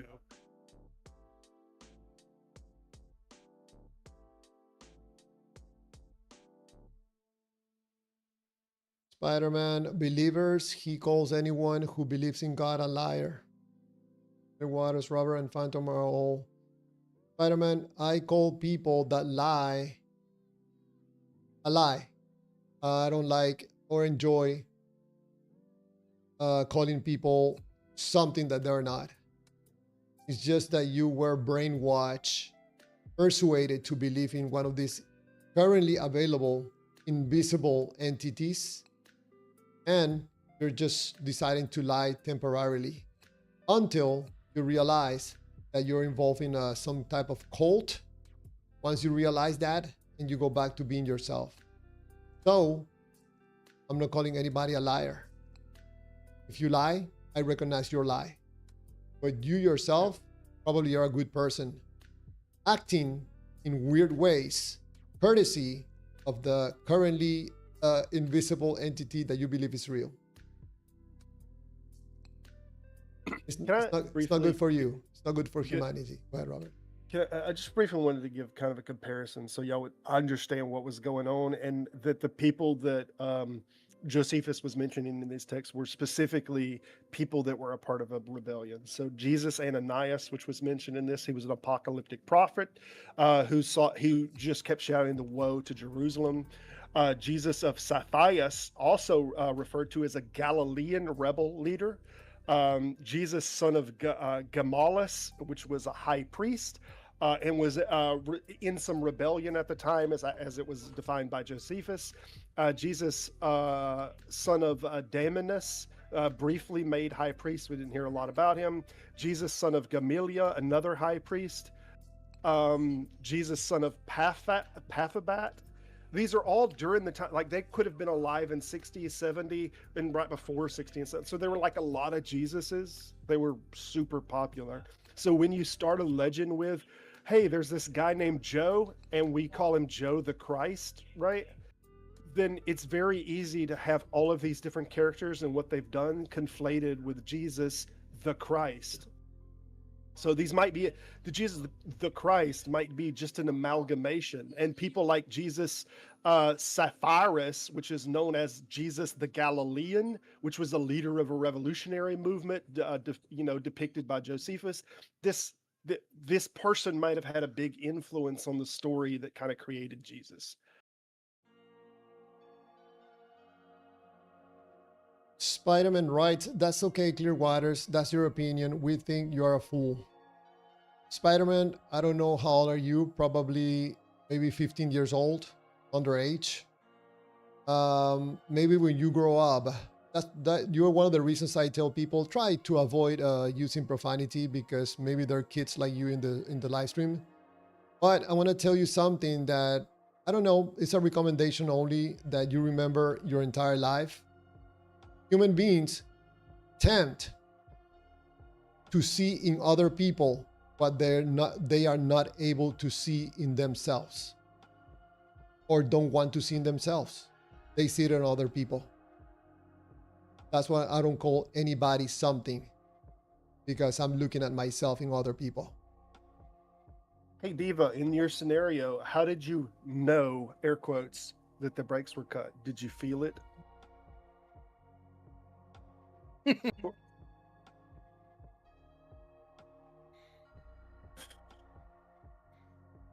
Because if you just felt it, yeah, we're not interested. We would disregard that warning also. Well, like if you called me and be like, I felt it, don't drive your car, your brakes are cut, I felt it. Okay, yeah, no, we wouldn't listen. The other thing is, he says, oh, so of course not, I just saw they were cut. But if you saw they were cut, then we can look and investigate and see, oh yeah, the brakes are cut or not. Exactly. Like, but if you were like, I saw it, but only I can see it, and you have to want to believe it to be able to see it, then I'd be like, what are you smoking, Joe? No, Spider-Man writes, Clearwater's fool is profanity. No, Spider-Man, no. I say probably you're a kid, and because sometimes there are kids on the live streams, I recommend people to try to avoid using profanity. I'm not saying that you're using profanity. What you're seeing is yourself on other people. Well, I'll give you a slight critique on that. Like, it's not profanity by our today's standard, but like when the terminology of cursing was developed in the Greek culture, like calling people a fool, 100%, that met the definition. So when you use a word that is directed at somebody as a derogatory statement, like whether you call them a pig or you call them this, that, or the other, I believe the Greek word for fool was moros. It was a word that was meant to represent someone who was ignorant or didn't know something. But this is why Jesus was kind of critiqued in the story, like whether it's okay to call someone this, because it's not like calling someone a pig or a dog or something that they're not. Jesus fully outright said to call no man a fool.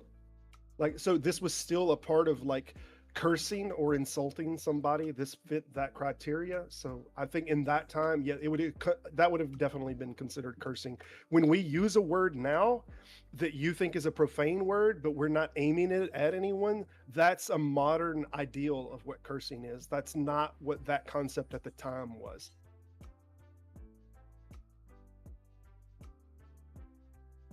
Hugo Vaz writes, you come from a close-minded point. Be humble and open if something changes. Hugo Vaz, you are the person that seal your mind with an invisible entity. And you're calling me close-minded because I'm asking questions? Is this person on the vertical? Yes, on the vertical. Mm. Hugo Vaz also writes, I could say your belief system is a lie, but I know better. Could say you were brainwashed into believing God doesn't exist. So can you go back in time in this live stream and point to the section that I say that God doesn't exist? You're gonna continue lie like this, my friend? I'm telling you, this beliefs in invisible entities is not good for you. Probably you're a good person acting in weird ways because of your belief, not because of who you are.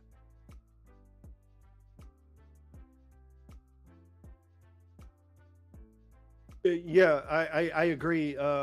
Diva, our minds don't create reality, but for us to know that a thing epistemically is reality, we have to have ways and methods of validating that, not just saying like, no, that thing is. So this is what Bertrand Russell's teapot was about to start with. When Bertrand Russell made the claim, like there is a teapot out there floating somewhere, I think he used between Saturn and the Earth, like that thing, it just is there. Like, is he wrong in saying that? Well, he's only wrong in that he can't justify that position that that teapot exists. Could you disprove it? 100% you cannot disprove that that teapot's there. But it's not really your onus to disprove it. He made the proclamation in the affirmative that the thing exists. So he would need to show that that thing exists. Otherwise, there's not a good reason for anyone to accept it. I don't understand why people don't get this epistemic kind of problem. They never. That's not what their epistemology is, Robert. So they don't understand why yours and mine are different. But I have a question for you about that. So when we do find Russell's teapot, in like 300 years, are you going to start believing in God at that point? No, I mean, why that would prove Bertrand Russell's teapot was true, right? It wouldn't prove anything else.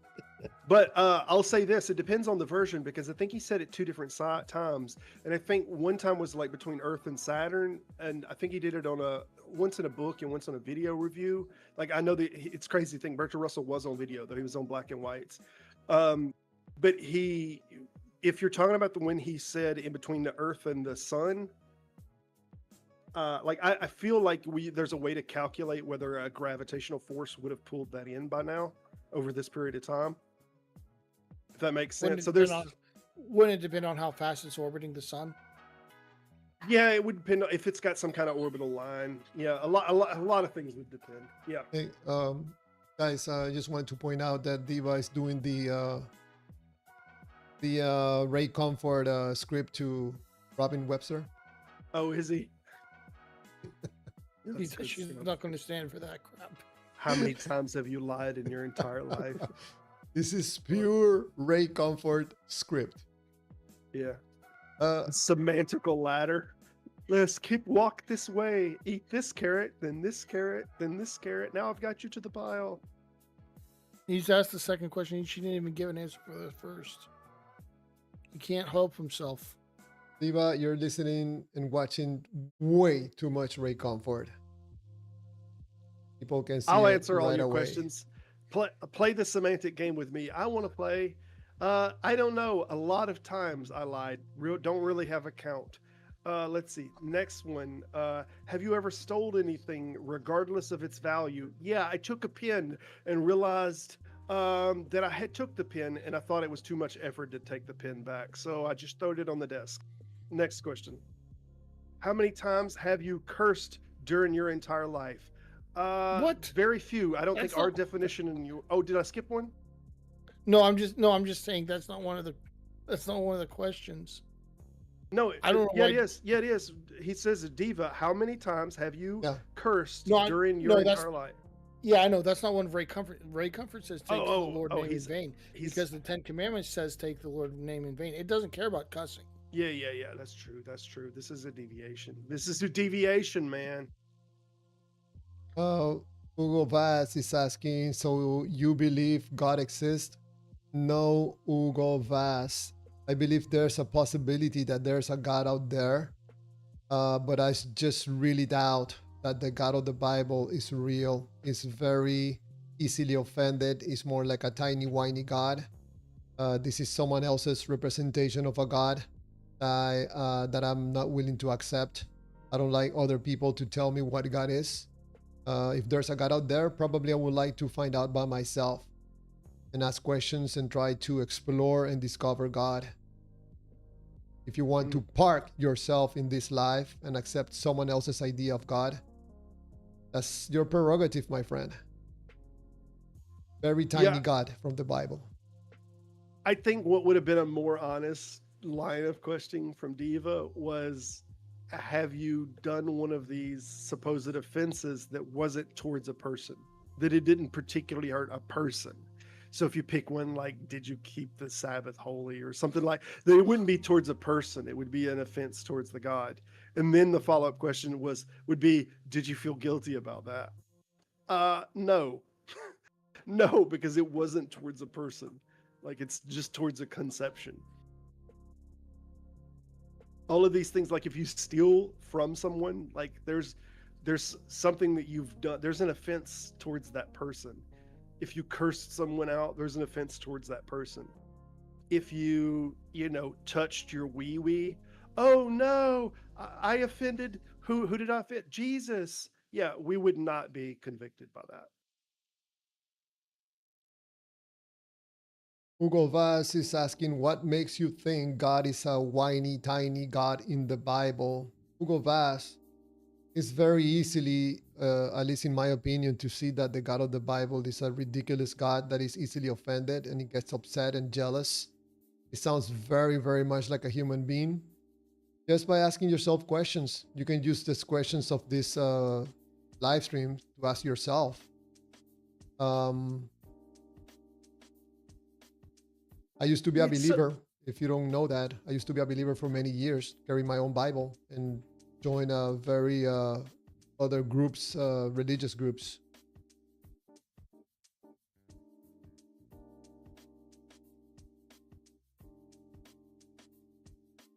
He's asking you something there. It's a silly question. We've done this with the fairies. Like if the fairies had a rule, if the fairies had a rule that you have to gather in this circle every Thursday, and you didn't, but Diva, you didn't gather in the circle every Thursday. Like, if the fairies judged you, would they find you guilty? Yeah, the fairies would judge you and find you guilty of not gathering in the circle every Thursday. Well, we have one from his own religion. God says there needs to be an atoning sacrifice, and we have Jesus telling us he is the atoning sacrifice, but we don't know that for sure.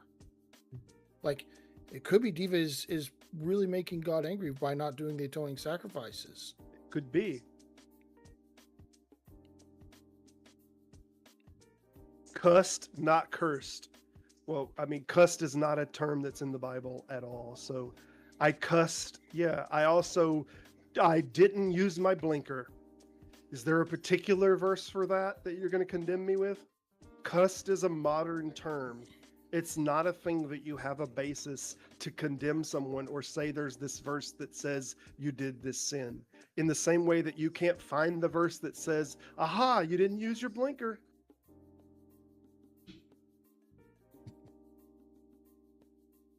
What about the verse that says you shall open the door for the woman? There's no verse like that. Oh, okay. Hugo Vaz is asking, why we are made in the image and likeness of God. Jealousy is healthy, normal in human nature and in God. Hugo Vaz, this information that we are made in the image and likeness of God, you didn't get this information from God. You got this from someone else. You learned to say these things. and you're saying them because saying these things align with your belief in this particular entity. You just you learn to say these things. You didn't get this information from any God. Believing in God has nothing to do with a God. This is about data. You finding value about this data and taking action on this data that you value. That's it. There's nothing else.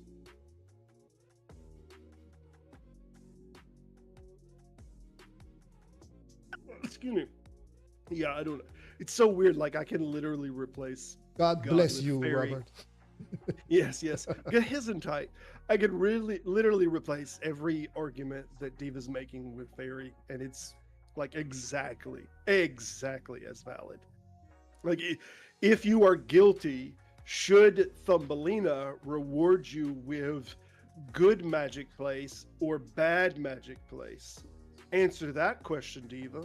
Should Thumbelina reward you with good Oh. magic place or bad magic place? Go ahead, Phantom. I'm going to look up Ephesians 4:29. Oh, I thought you was going to answer the question. Oh, Thumbelina should reward you with bad magic place. You offended Thumbelina. Like none of this gets you to the thing is real. Hugo Vaz, I got the information from Prophets of God. Yes, Hugo Vaz. Again, you got this information from this invisible entity from other people. Call the other people whatever you want. You didn't get it from All a right. God. Hey, All right, Professor here- Hissel, welcome. All right, here you go, Diva. Ephesians 4:29. I'm reading from the Big Book of Atheisms. Behold, the zealot sealeth the lips, lest doubt be spoken. Yet the free mind counteth no inquiry corrupt, for truth is forged upon the anvil of bold dispute. Yeah, right. Big book of atheisms, huh? Yeah. All hail.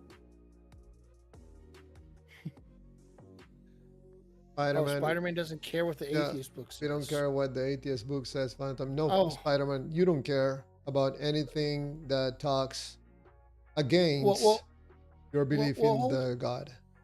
Hold on a second. They don't care what my book says. Why? Then maybe that should say something about how I should feel about their book. Mhm. Something to think about. This verse says let no corrupt communication proceed from you, but this assumes that like a particular word is corrupt. Not only does it assume that, it assumes that words that didn't even exist at the time that Jesus was talking about those words.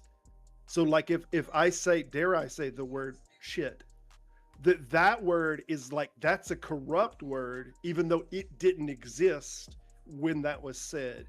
But crap, which means the exact same thing, not a corrupt word. That's an okay word. Poo-poo, okay, that's not a bad word. But if it starts with an S and it means literally the exact same thing, bad word. Good words, bad words, determined, all defined by you in a modern era. You're acting as if the text says that this word or that word is good or bad words, and it doesn't.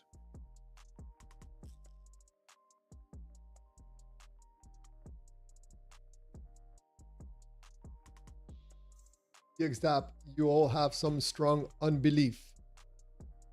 You can say that, TXDAP. Just please let me know when you ever have evidence for a God or one of these invisible beings. Don't be selfish. Don't keep it to yourself. While you're believing, I'm not interested in your belief.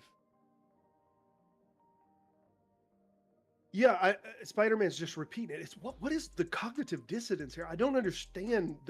Like, am I speaking English, y'all? This is so crazy. He's repeating, keep all the corrupt words. Like, what makes a word corrupt that didn't even exist? Like, why is the S word that means the same thing as the P word, by that I mean poop, why is one corrupt and the other's not corrupt? And where do you get that from? Well, remember how we mentioned that God speaks English before? Like Oh, he's decided that's corrupt. He just, you know, they forgot to write it down in the last version of the Bible. oh, did Jesus show up to you and give you a list of the naughty words? Did Jesus show up and say, don't use these words? And you're like, I'll write them down for me. And like he wrote them down and you have the list of the no words? Like, what are you talking about, man? These are just sentiments that we as a culture, as a society, have slowly begun to be uncomfortable with, specifically when our children use these words. It's just all it is. There's no Robert, distinction between crap and, you know, you're giving I don't use the word. you're giving an Right. education to Spider-Man, and he's smoking right now. Yeah, He doesn't know what that is, and he's like, "Whoa, too much information, too much education." Diva, don't play skeptic philosophy. God always knows your intent. he knows your intent. So, okay, so he knows that sometimes it was easier if I had a cigarette in my mouth, for instance, to say a shit word instead of crap word. It was just easier phonetically. Oh well, he knew I meant crap. Like it's the same thing, right? It's pretty ridiculous. I don't know, the idea that words are evil inherently, or it's such a strange thing to me. Behold, I am God is in the live stream.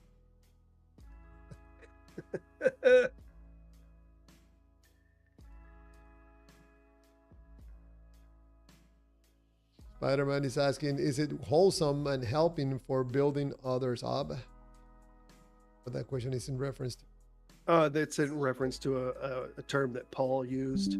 I'm trying to think how the whole verse reads, but it says, all things are permissible to us, not all things are edifying, not all things build up. The word edifying there from the Greek literally is used for the word to build a house.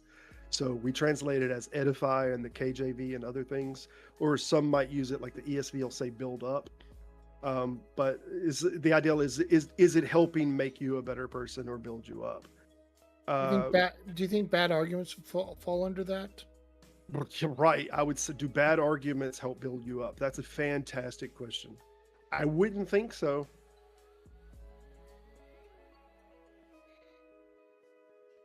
NFL Music writes, we are even living prophecy right now. That also is one of the things that prove God. NFL Music, I put out a short today. Go watch it. Prophecies has nothing to do with a God. Nothing. I don't know where you learned this thing.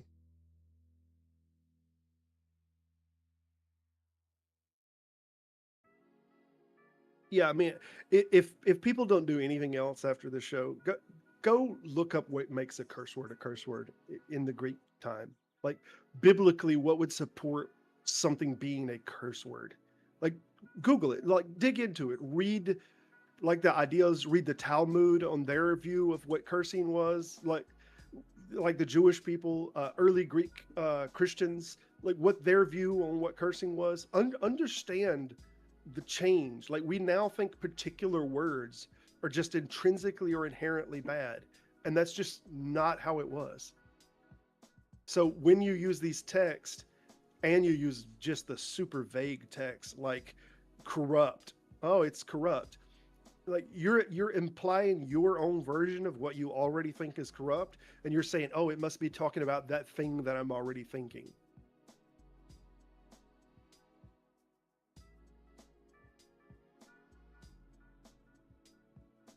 Julia writes, so many charlatans in the world, especially in types of spirituality. Many in Christianity, many in Islam, many in Voodoo, Santeria.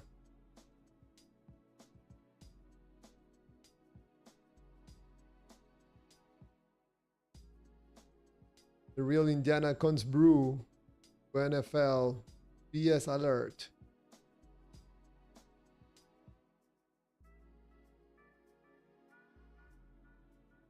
This is a kind of word drift thing. They do this all the time. They did this with from probably the 30s until now, maybe a little earlier than that, they started with this eidos word that's translated in the English as modest. Like, not only did modest not have a connotation of like how much skin you show, but now preachers will be like, "Oh, women, you should dress modest," and they'll use verses that say modest and act like that word modest meant not revealing or showing yourself.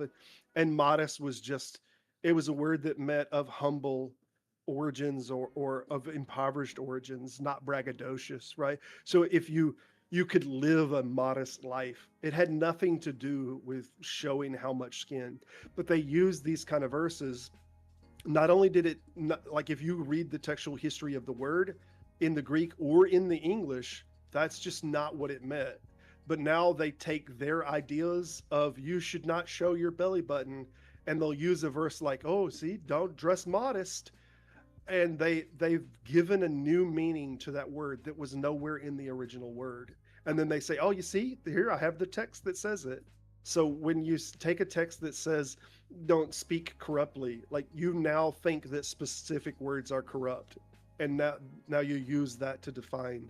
It's all just circular logic. NFL Music writes, prophecy actually does prove God is real because it shows the Bible is real. NFL Music, you learn to repeat these words. These are empty words that means nothing. But Prophecy. they make you feel good. You feel good repeating them, like if they mean anything to anyone.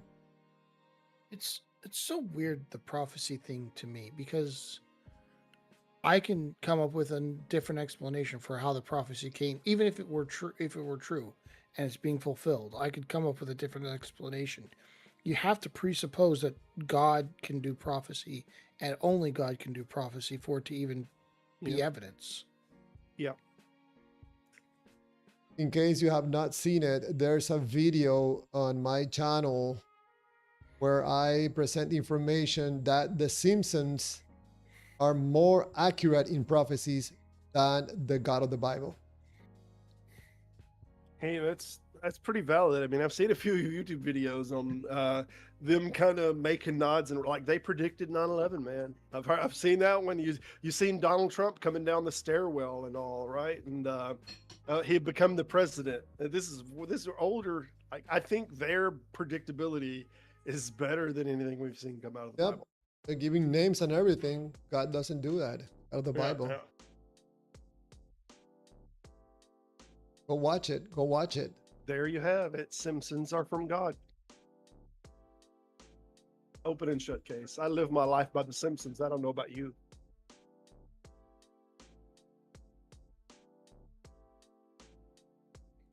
The real Indiana Combs brew. Revelation is proof God doesn't exist.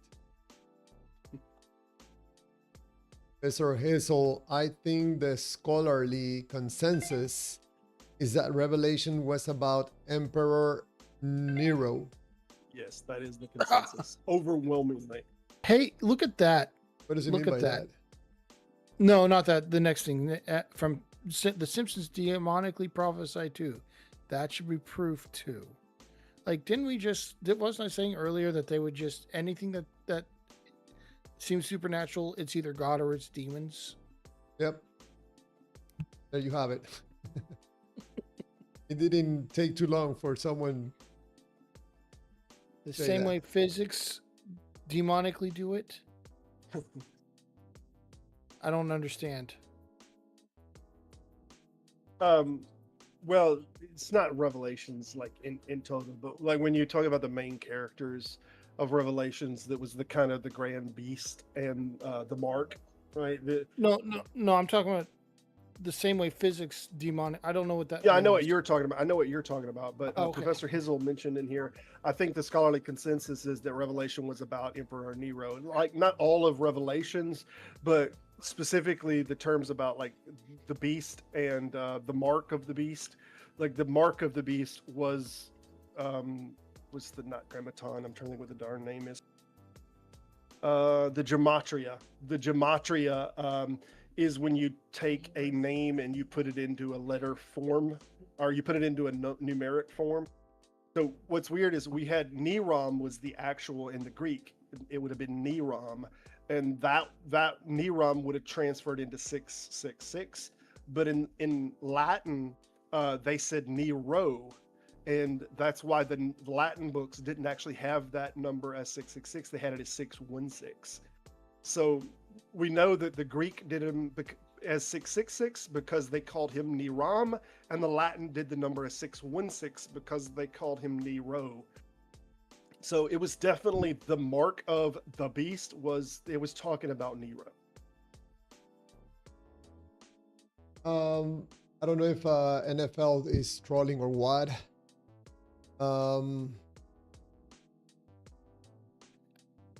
The Simpsons demonically profess to that should be proof to you, just prove yourself. The same way physics demonically do it. Really? Yeah, I don't. I was trying to figure out what that means because He continues. It sounds satirical. Yeah, he continues. NFL music writes, yes, it's either God or demons. I don't think he's been real. well, NFL has been like the whole time he's been talking about his church and how they're not actors and they're real and have real things going on at their real church. I mean, I think he's being serious. I just don't know what physics or demons means. It's weird. Maybe NFL, are you involved in a cult? I think he's trying to say psychic. Maybe that's what it is. That makes more sense in context. TX Dab writes, so anyone that speaks well of God or faith or the Bible, you will cut down your opinions or just that? Ugh.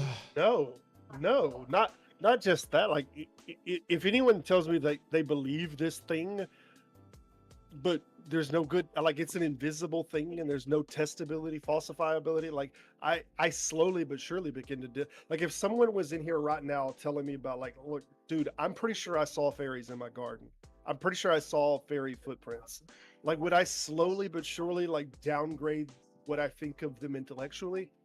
Probably, if I'm to be honest. So yeah, it's not just God. Like that's not the particular target. TX Dab, I don't know if this is a good example. Imagine myself telling you that I have a remote control in my hand and you're like, Javier, you're lying. And I tell you, please believe me, I have a remote control. And you tell me, you're lying, Javier, prove it. And I show you a remote control in my hand. If you tell me, Javier, my God is real, and I tell you, you're lying, and you tell me it's real, and I tell you you're lying, what are you going to do? That's a good analogy. What I would have liked it is if you changed the analogy at the end and you held up your hand and be like, it's an invisible remote. Like, I can feel it though. I can literally touch the remote. You're not going to tell me it's not real, but he's not seeing the remote. Like, would he still maintain you're full of it? Right? Anyway, it would be funny. And TX Dab, I mean, we're not trying to make fun. I mean, it's just, I don't know. Hopefully that was a good example for you. It's just, I'm not telling you that God doesn't exist or a God doesn't exist. I don't think that the God of the Bible, the one that you believe is real, I don't think it is. And you have no way of proving it to anybody, not even to yourself.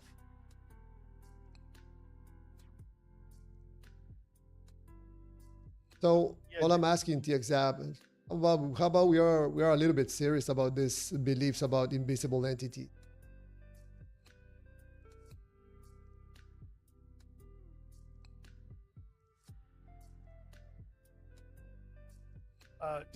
He's doing this thing with Professor Hizzle. He's asking, did he do this or that? Like, that wasn't fulfilled in the Bible. So what's happening is you're assuming that has to be fulfilled. What was said is going to happen, that it has to be, rather than it failing.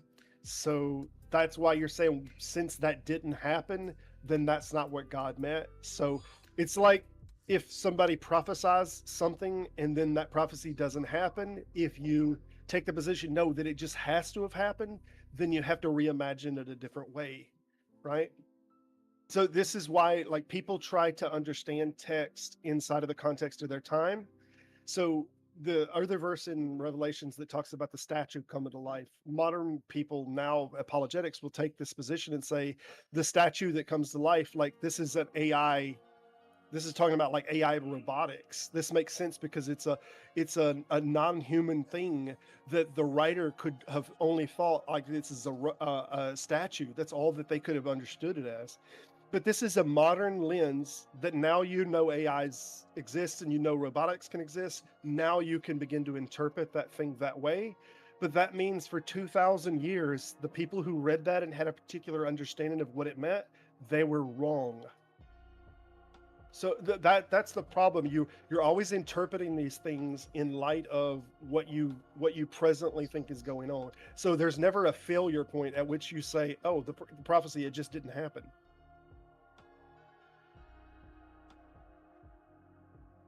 TXDAP, I saw that message that you just erased about, receiving change in your life. If I'm not mistaken, you wrote something like that. Even if that happened to you, TXDAP, I can accept that. I can respect that. You can tell me, Javier, I don't know if God is real or not, but my belief that this God is real made changes in my life in a positive way. Man, I can respect that. How can I say something negative about that? But when you cross that line and you start telling me and other people, no, God is real. God is real. He's right here. God, Jesus is King. Yeah, you're crossing the line. You're gonna be questioned. You try to cross that line. Because now you're getting into, in my opinion, you're getting into lying. You should not be lying to yourself and other people. Again, I will respect that you will tell me that your belief in this entity made changes in your life. You can tell me, Javier, this belief in this God that I believe is real, I feel strong. It gives meaning to my life. I can accept that. Sounds good to me. No problem. I will stay quiet and respect what you're telling me.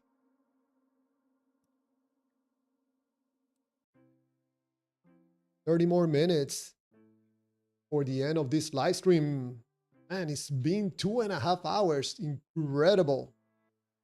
Man, I wasn't going to come in today. I was like, nah, dude, I need to finish reading this book I'm messing with. And I wasn't going to come in, but I started seeing the side chat and I shouldn't even open the page, man. It tempts me in every time. Man, Robert, you make this live stream more fun. Yeah. Well, and to give free education, man.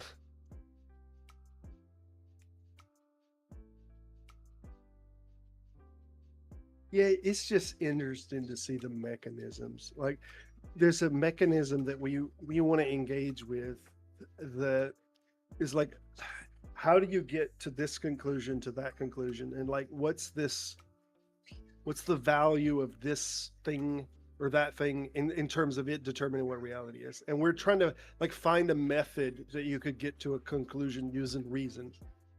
And like, we want them to engage with us in this. And like, every single day, day in, day out, they don't want to engage in that way.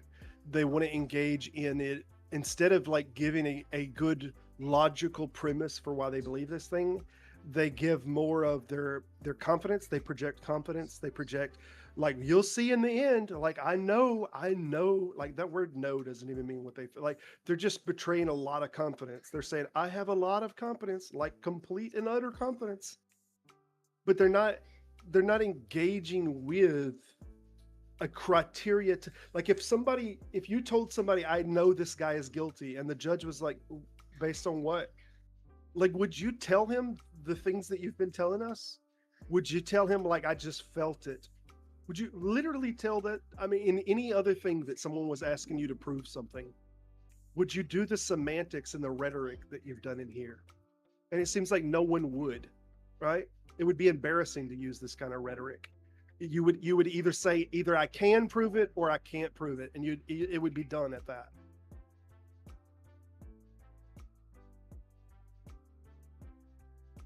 Yeah, but faith. Yeah, I've just seen Spider-Man. Faith, Robert. Yeah, I understand. Faith is not a criteria for a thing to be true. Like I can believe a thing and have a lot of faith in the thing, and that doesn't make the thing. Like it's not a determiner of what is real or not real. Just if I have a lot of faith in something, that real it does not make. NFL Music, I see your questions and your comments about demons live under the name of Jesus only. NFL Thing Music, one thing that you're gonna find is that if you grab a person from the street and you start casting their demons, they're gonna punch you in the face probably, or start running away from you. It's most likely you have to get a person, provide them with the information of the God. You have to tell them about all the witchcraft parts of the religion, about spirits and demons, for the person to believe this crap, and then they're gonna start acting like a demon. But it's basically based in ignorance. That's what is happening right there. This is about information. This is about feelings and about ignorance. And people act on these things because of emotional reasons. Not because there's a God. Casting a demon in the name of Jesus has nothing to do with a God and nothing to do with Jesus. Professor Hazel writes, I think Buddhists can take multiple demons out at once. They have perfected the practice.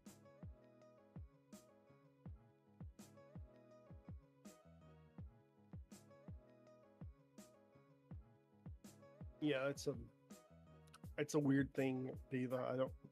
I don't know the basis. I mean, I've heard that date thrown around before. There's a few different evangelical groups that do that 1948. I don't remember if it was 48 or 44 that does. Is the Jehovah Witness, Phantom, are you familiar with this date that's very close to that Jehovah Witness put as a time that like Jesus took over the kingdom or something? I'm familiar with there being an event, and they said, and I don't think it was 1944. I think it was earlier than that. But the Jehovah's Witnesses said, Jesus is coming back, and they sold all their stuff, and then he didn't come back, and so they said, oh well, what it was is he entered something in heaven. I don't remember what it was, what they call it, but he entered a different space in heaven, and that's really what it meant. But the 1948 thing, I mean, that's because that's when Israel became a nation, which means that the world ended in 1955 because it's only 7 years, right? Yeah, that's what I thought. I don't know how we're here that now. It's been 71 years, but apparently so. I don't know. Eschatology is such a weird subject. Like every religion I talk to has a different version of how all this is supposed to have wrapped, or will wrapped. Like I don't understand like why that would be such a complicated thing. And when people like Jesus in Matthew said, that no jot or tittle will pass away until heaven and earth has passed away. Like this seems like whenever I asked this to Big Nick the other day, has heaven and earth passed away? And he like won't answer this question. He keeps saying what he said it was finished. And I'm like, but has heaven and earth passed away? It's a simple question. Like Jesus put that as a criteria in the verse. He said that the law would stand until heaven and earth passed away. So I'm asking you, did it pass away? And like the dissidence that people have, they won't answer. It's so weird that this wouldn't be answered. It's super weird to me. But anyway, if y'all don't know it, heaven and earth has not passed away. I mean, it seems like you could like look out the window and figure that out. Well, it was spiritual heaven and spiritual earth that passed away. Right, because something didn't happen in that time and the original Christians thought it would happen in this time, and then when it doesn't, then you reinterpret it as another thing. This is just what I was talking about earlier with Revelations. They do this over and over. Like, oh, this is what it meant. This is what it meant. Oh, we passed that by. It didn't end that way. Oh, well, then this is what it means. This is what it's talking about. Oh, we passed that time. It didn't do it either. Oh, well, I don't know. Then maybe, yeah, it just keeps changing. It's a moving target. Anti-Semitism is getting as big and brazen like it is now in the world, and especially now with the Democrat, Socialist, Marxist. Okay. We are getting close. I didn't know the Bible mentioned a Democrat, Socialist, Marxist. Or anti-Semitism, for that matter. Yeah.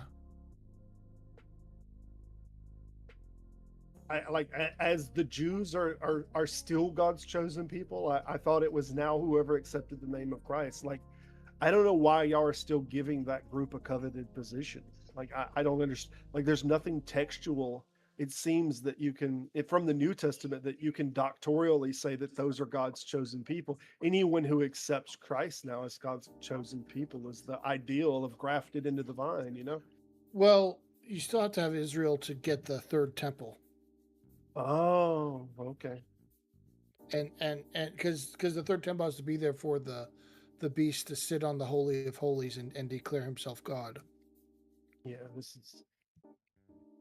I don't know. People were afraid of Nero. They were afraid Nero laws were going to come back around. They were afraid the Jewish temple was going to be rebuilt. And like they acted like that was going to happen in their lifetime. And when it didn't, people are still now reinterpreting that 2,000 years later as no, that's still going to happen. But you see, it's not Nero, and it wasn't like, oh, the same exact stones be put back together. No. It's like, it's this different thing. Like, dude, you're just reinterpreting it as time goes along because it can't meet the old standard. So here we go. NFL says the devil lies. They are not casting out demons. I'm interpreting because bad grammar and spelling, but the devil lies. They're not casting out demons out, or they're not casting demons out. Only Christians cast out demons. The other ones fake it to add more demons. Now, what I'd like to ask is, how do you verify this? How do you tell that there was a demon before and that the demon is still there afterwards or gone afterwards, or there are more demons? Like, if you can't, you're just presupposing your own conclusion on the situation. It's a very weird thing to say to me. I got a theory, Phantom. Okay, go for it. Okay, like we know based on the study from the 1930s that the soul weighs 24 grams, right? Maybe demons have a weight, right? And you measure the person and be like, they weigh exactly 16 ounces more than they have a demon. And depending on how much more they weigh, I don't know. I don't know how this works out. I don't know the demon math. But maybe we could catch it in a bottle or something. Maybe put it in the bottle. Wouldn't like having a snack throw this off though? Okay, I'll have to think about that. I don't know. We're talking methodology. Phantom, we're thinking in method here, and they don't think in method. Like, we're totally separated. Can I explain unborn demons? I don't know. What's an unborn demon? First time I heard that. It's Spider-Man making stuff up. I mean, when you're done, can you explain cleft lip fairies for me? Can you explain that? And thank you, Professor Hazel. Appreciate it. If you allow me, Professor Hazel is writing, "It's interesting to see atheists who know the Bible better than many theists. Thank you, Javier, for providing intelligent analysis of these biblical stories. Hopefully, people will listen." Thank you, Professor Hazel. Appreciate it. Okay, I guess Spider-Man thinks I said unborn demons. I don't remember saying unborn demons. I don't know what I said that would have sounded Yeah, like unborn I don't demons. think you said unborn demons. That would be weird. Spider-Man, you're hearing voices. That's how it starts, man. I'm telling you, That's this the thing path to happens when you get salvation. involved with gods, man. This is witchcraft. You start hearing voices, being attacked by demons. Suddenly you have enemies. No, I'm with Spider-Man on this. That's what demons do. They say things and then they deny it later. Phantom. Yeah, probably. Fess up, Phantom. I'm honestly at a loss. I don't know what I could have said that would sound like unborn It's all demons. good. Some people, TX Dab writes, therefore, if any man be in Christ, he's a new creature. TX Dab, you're gonna go back to preaching the coping mechanism. I'll prefer to hear your views, your opinions, instead of someone else talking through you. This is not you talking, this is someone else talking through you. I think probably TX Dab, you're a better, more interesting person than whoever is doing this talking through you. I think this in some way, this is literally being possessed by someone else's spirit. You're repeating something that someone said when they were alive. They're dead now. yeah, this is an interesting question, Diva. We're uncertain, like the writer of Revelation, whether that was their intention. So when we get terms like drafted into the vine or a part of that covenant now, like, was the ideal that Christians are in the family of God, that they're in one of the groups, as if they were in the house of Judea or Gad or Asher or something, or was the idea in Revelations that these were talking about people that were actual physical descendants inside of that house? And I think there's some scholarly debate on the subject. I'm not sure why it matters, but I don't think it's really settled. But I'm sure any area that's left vague enough, whatever you want it to be, people can run with. So, as Eminem says, I am whatever you say I am. I always took it as being true Israelites, but I never really looked into it, the scholarship on it. Yeah, you familiar with grafted into the vine? Or that there's this concept of like, you've all become the chosen through Christ, and that you're now a part of this covenant. Like, but people now say the new covenant, but there's no reference to a new covenant. It's just the covenant. I may be wrong on that. There might be a new covenant term in one of the books, in one of the Gospels. I want to say Luke or something. Yeah, but in Revelation, it mentions like specific numbers from specific tribes. Like, yes, 1,200 from each. Yeah, 12,000. But or 12,000. So like it would seem to me like that would actually be descendants of the original tribes, because if it was just grafted into, like, you're not grafted into a specific tribe, you're just grafted into the new covenant, right? I don't know. I don't know. I guess you could it's likely Robert, that's what the intention was. You're supposed to know, though. I apologize. I have limitations. It's important to know our limitations, right? I think it's more likely that he was talking about the Jews, but I think it's probably why, like, the early church argued with this so much that, like, Irenaeus said it was highly contested. He wrote in 320, I think he was writing about the ecclesiastical history, and he mentioned Revelation, though it wasn't called that, it had a different name at the time, that it was highly contested by many priests, that they didn't see it as canonical. So I think they didn't want, a lot of people didn't want this in. And Athanasius, I think, was the guy that really pushed Revelation to make it in. I mean, like, they could see it was the ravings of a madman. And they're like, I don't want that in my Bible. Yeah. It was. Yeah. Go ahead, Robert. Go ahead. I just think, I don't know, it probably barely went out and made it in. Plus, it's really weird. Like some of these, we could argue that there are 12 or that there are 13. Like Revelations doesn't use Dan as a tribe. Like Revelations does it, but whenever Genesis used the tribes, like it mentions Dan. So they replaced one that wasn't in. I think it was Simon. Simon wasn't in, or maybe it was Levi. I don't know. There's like 4 or 5 different texts that name the 12 tribes, and some will have one tribe member and not the other. And I don't know. If you really look at it, there's 13 tribes if you take all of the texts together.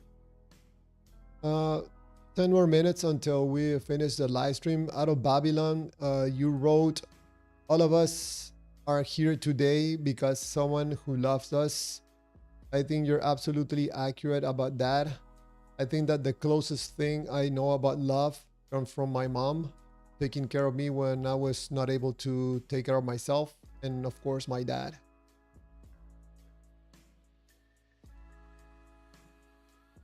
From all the stuff that you say, that one I think is accurate. So I think, if I remember correctly, Robert, didn't 2 of the tribes come from Joseph's sons? No, all the tribes were from Jacob.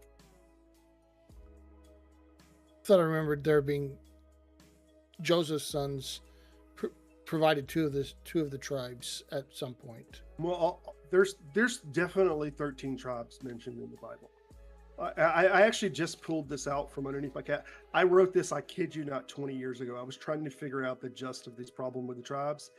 Genesis has 12 tribes and it doesn't use Manassas. Like it has the other of the 13 tribes, but not Manassas. Numbers 1 has all of the other 13, but doesn't use Levi. Numbers 13 it doesn't use Levi too, it excludes Levi. Deuteronomy 33 excludes the tribe Simon. Ezekiel excludes the tribe Naphtali, and Revelation excludes the tribe Dan.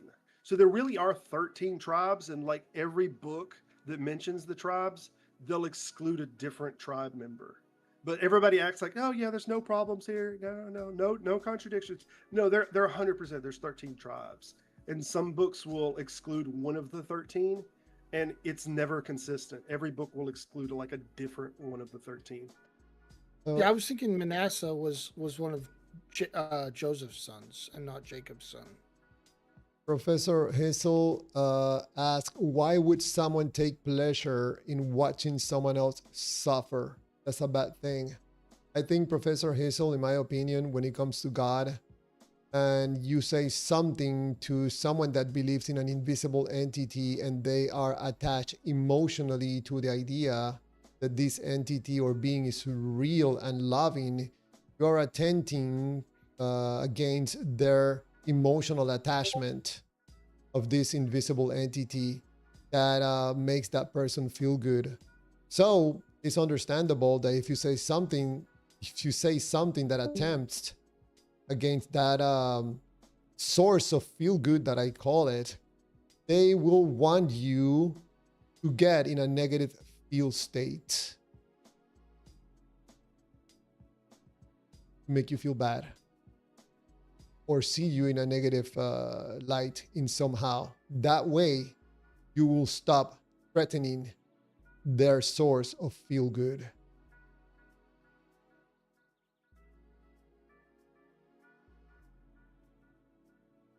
Hey, Skeptic Philosophy Robert, thank you.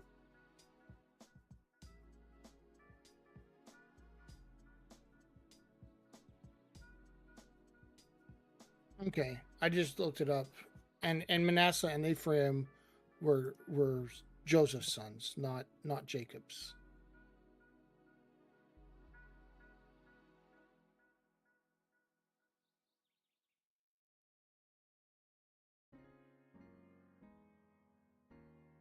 Did Robert leave? Yeah, I did. Oh, okay. I need to leave soon too. We're shutting down here in 5 minutes. Yeah, we got another verse.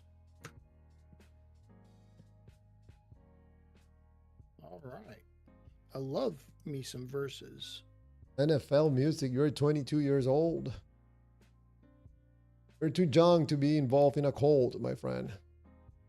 All right. Luke 22:20.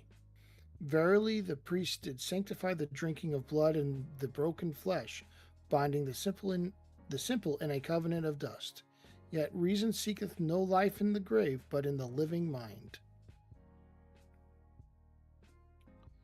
So there you go.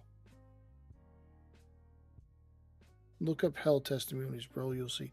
Here's the thing, NFL. I never found near-death experiences to be particularly convincing, because it's like, what are you tricking God? That he's fooled to that you're not actually dead yet? I don't think so. And that's And- from your worldview. Yeah, NFL music, my recommendation, this stuff about hell is about ignorance in my point of view. And it only has the purpose of generate a feeling in you, especially a negative one.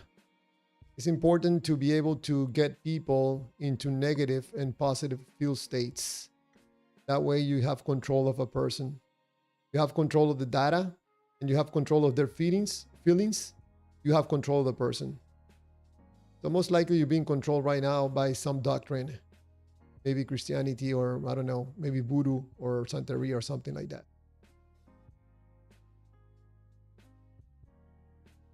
NFL music, you're not showing that God is real. That is a lie.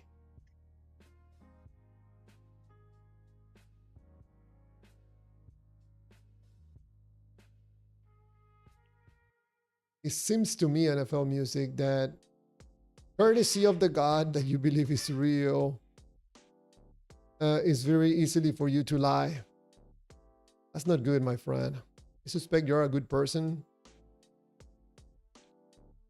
And now you're acting weird because of the God that you believe is real.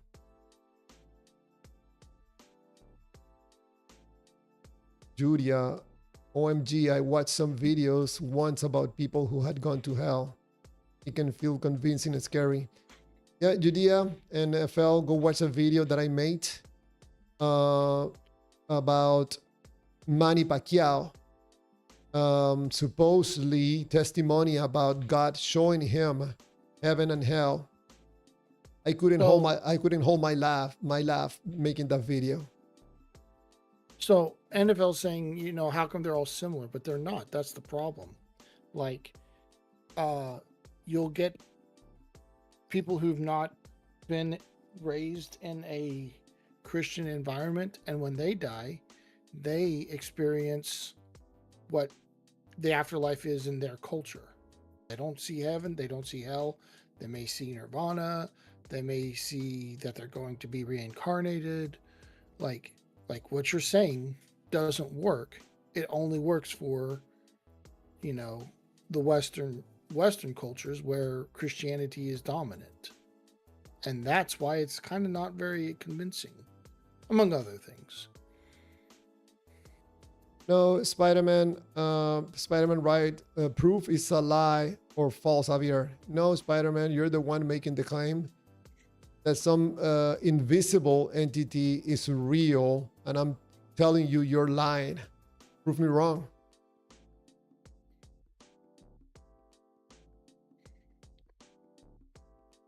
They're having a demonic experience that happens to all cultures. I mean, here's the problem. You have no, like Robert said earlier, you have no counter, no, I forget what he called it, but you have no way of saying this is here and this is not here. P and not P. You have no not P. If everything you see, you are explaining as this thing. You have no way to tell when it's not that thing, because you find a way of explaining everything as your thing. So, I'm sorry, it's just not very convincing when you do that. It looks more like confirmation bias and special pleading and motivated reasoning when you do that.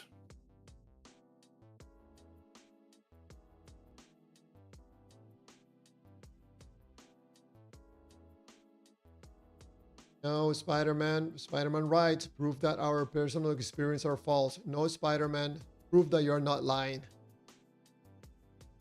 And what a lie is, what you're doing right now, lying. Prove that you're not lying.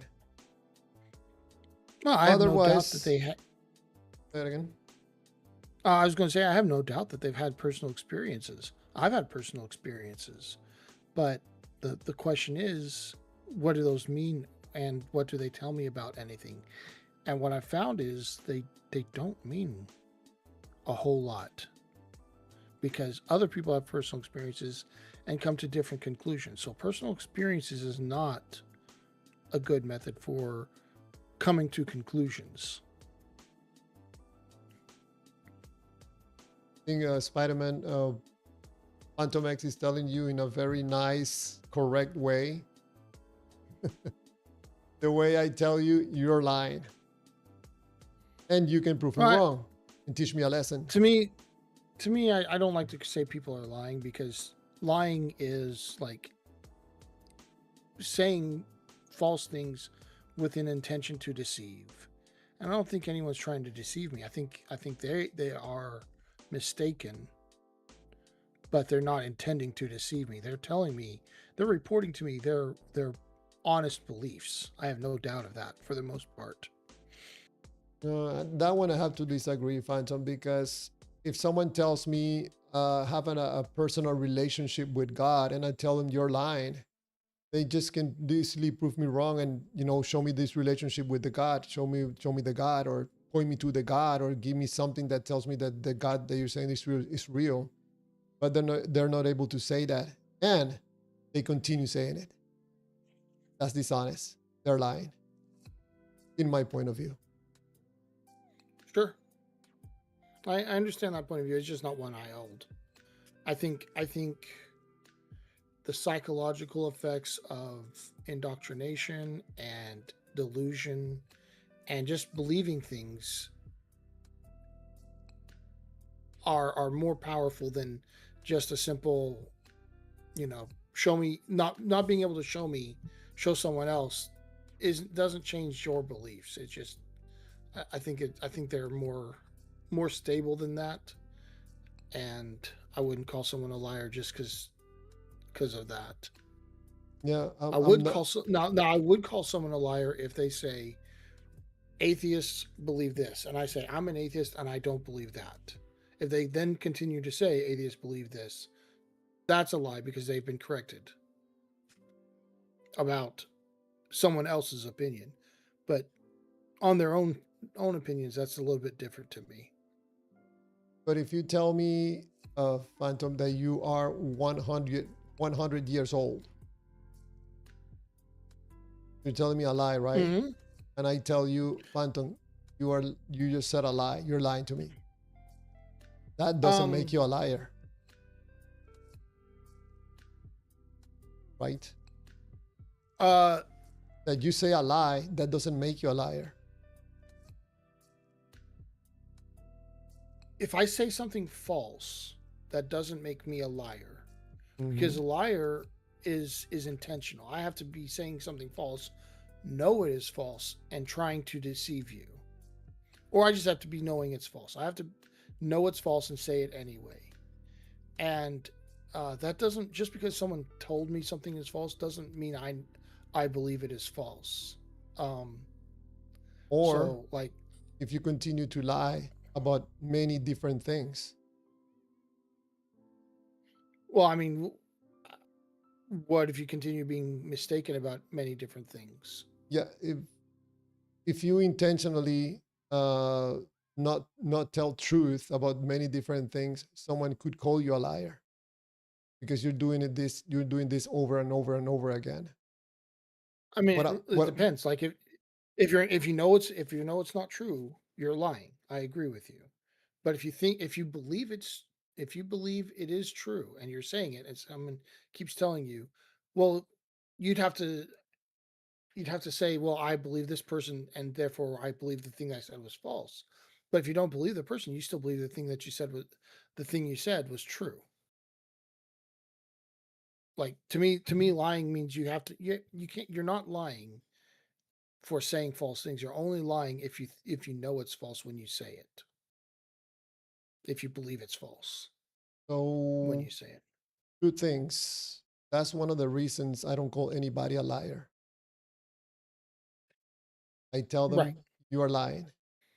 I'm not telling the person is a liar. That's one. And two, and the music stop. That means 3 hours. Uh, and I forgot the number two. Okay. The music stopped. Broke my concentration. I was gonna say something about this lion thing. I don't remember what was number two, but one of the reasons before I used to be like, well, uh, what proof do you have?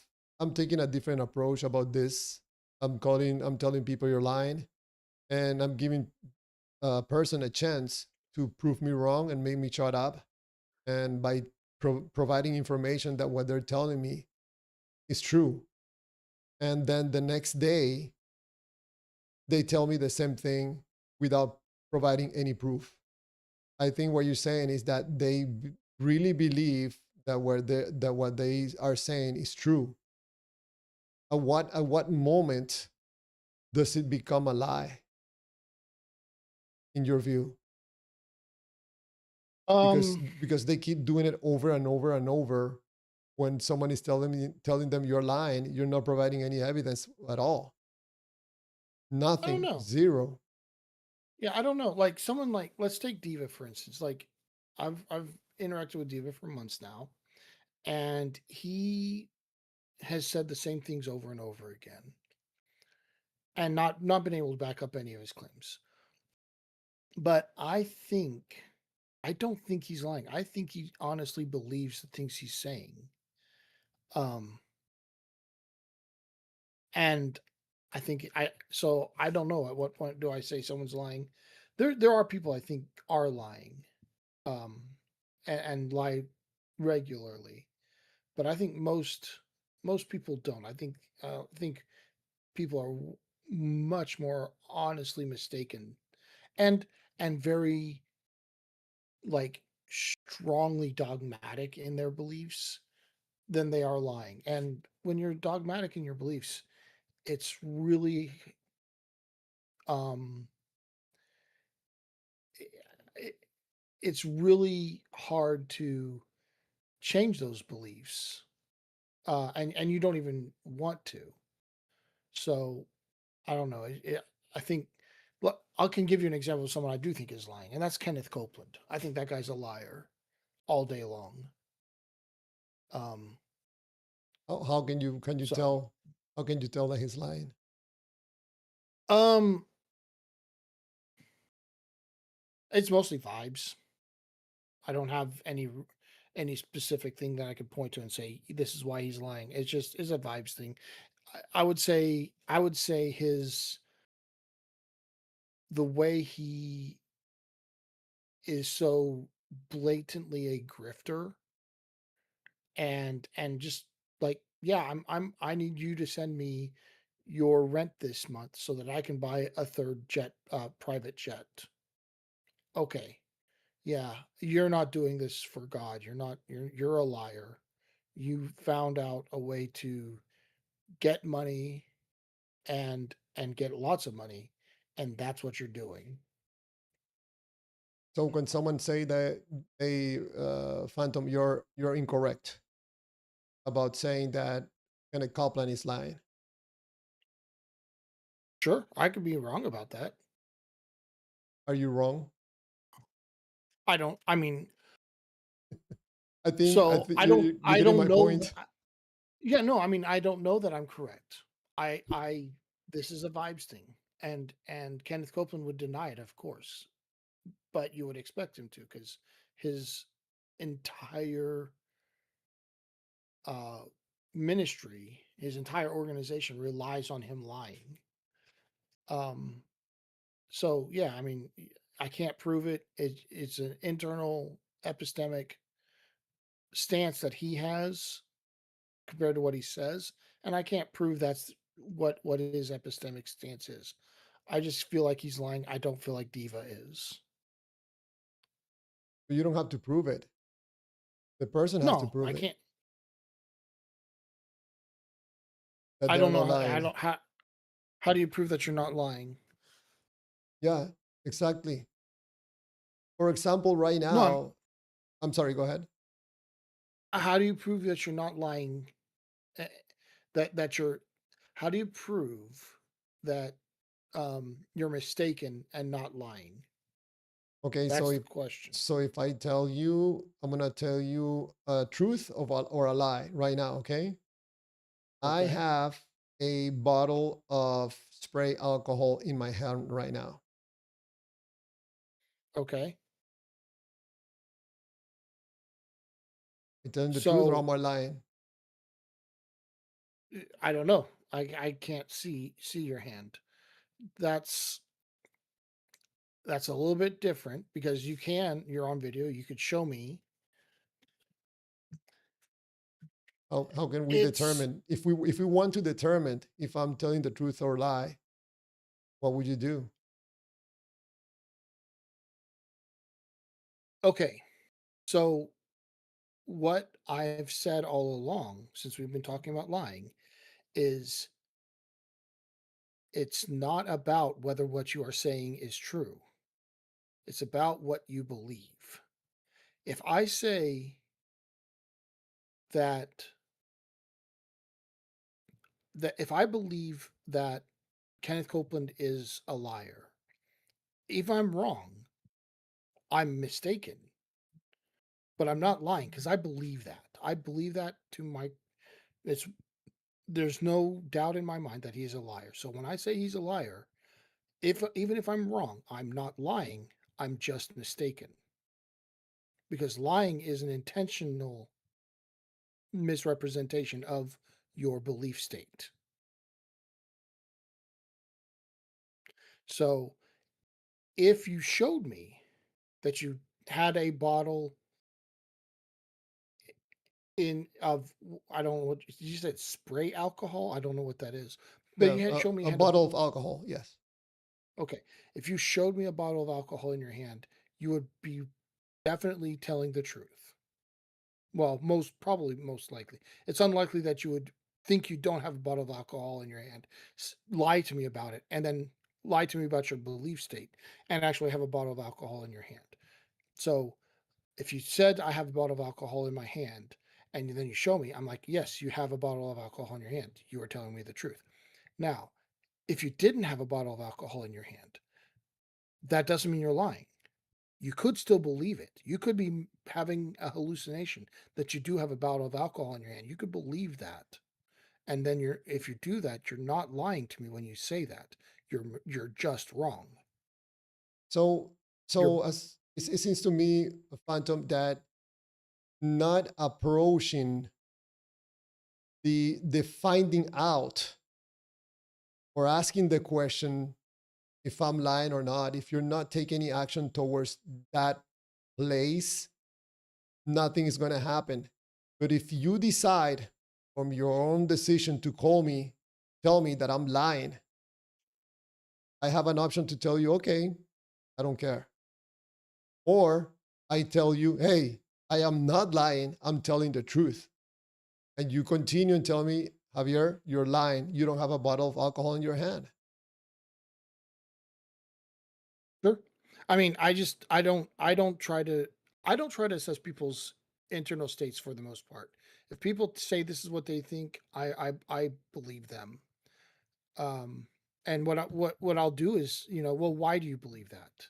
You know, and there are people who, when I've started asking them why they believe what they believe, their reasons for believing are so bad. It's like, okay, I think you are lying to me about what you believe. But it's after I investigate why they believe what they believe that I'm like, okay, I think you're lying to me. That you don't actually believe this, and that is uh, irrelevant to whether what they said is true or not. Um, that it because lying is a an attempt to deceive. And I think that some of the people that believe in these invisible entities, they are purposely deceiving I themselves. think so.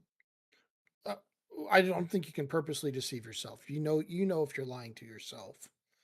Um,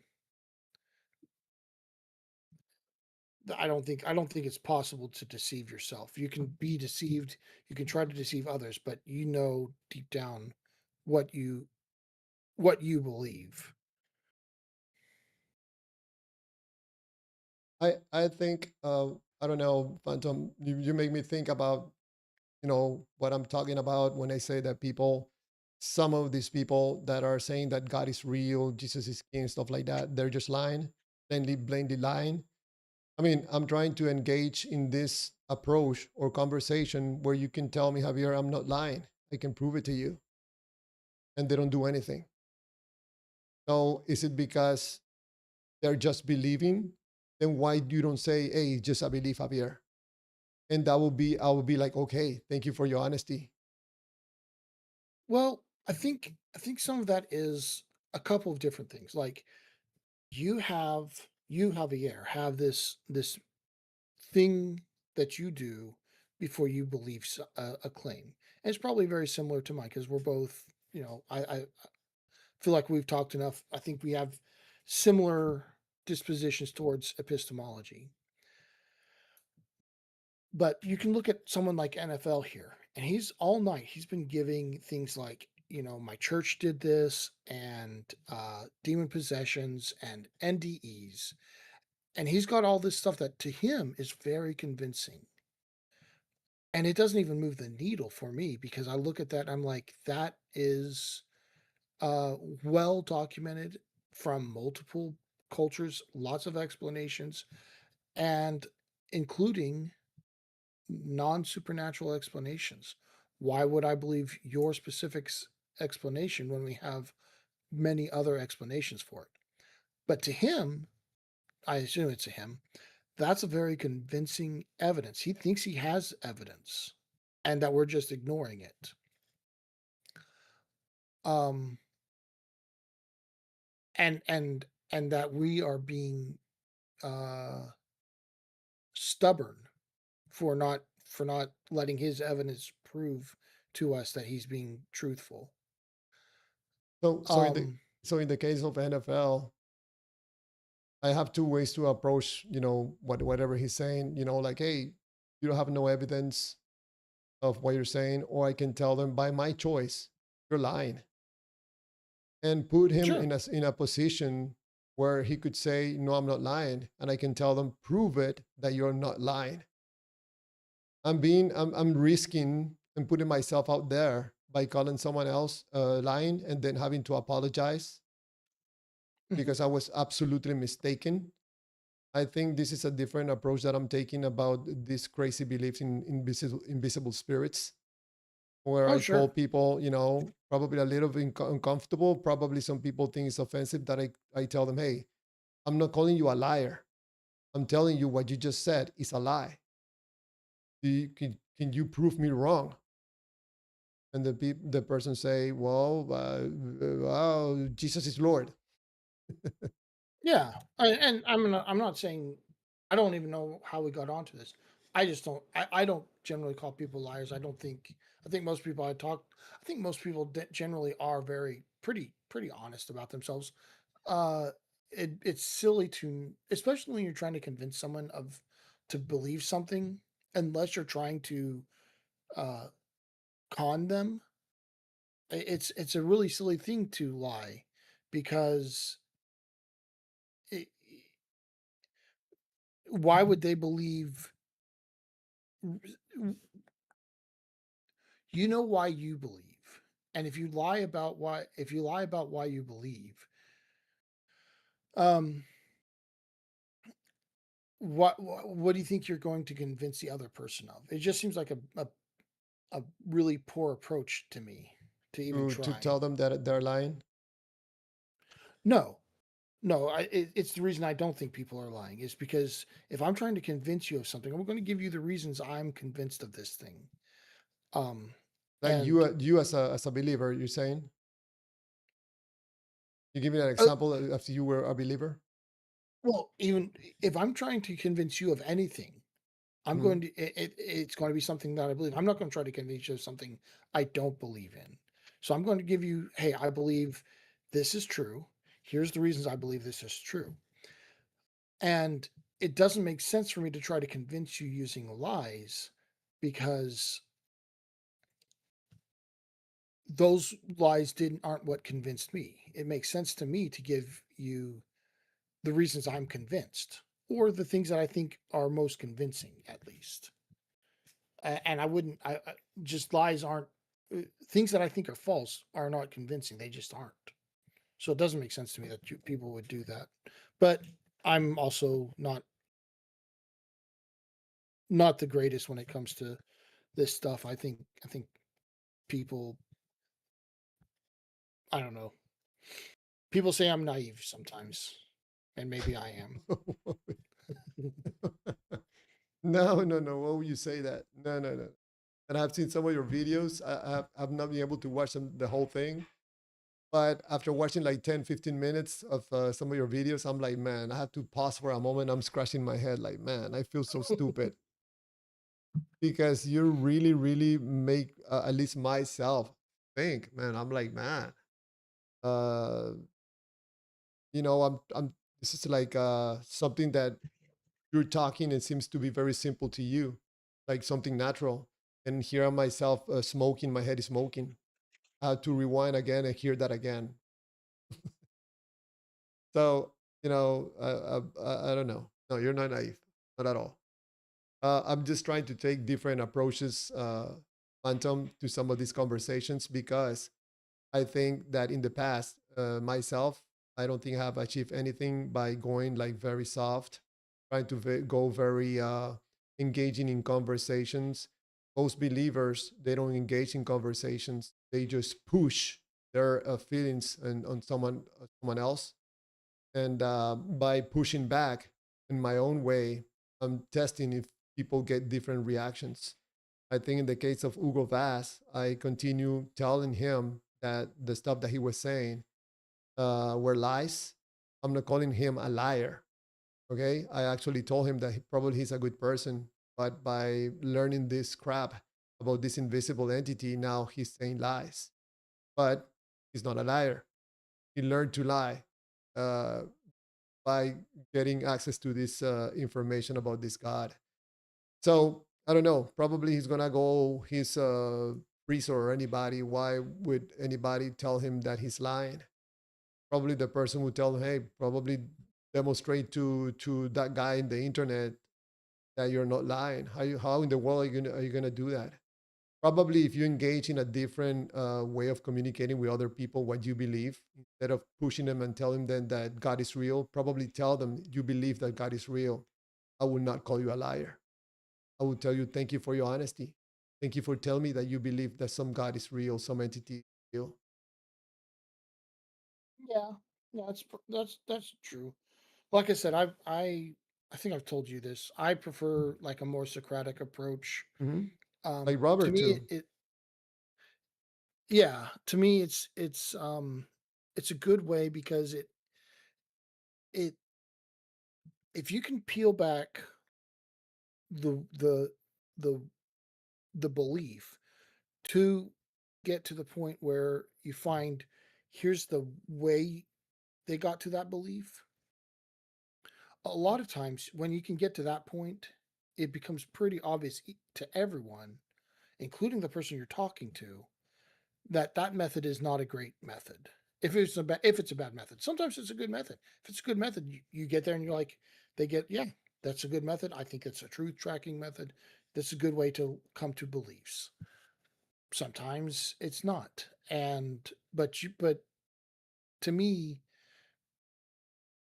getting to that method is the better way because everyone can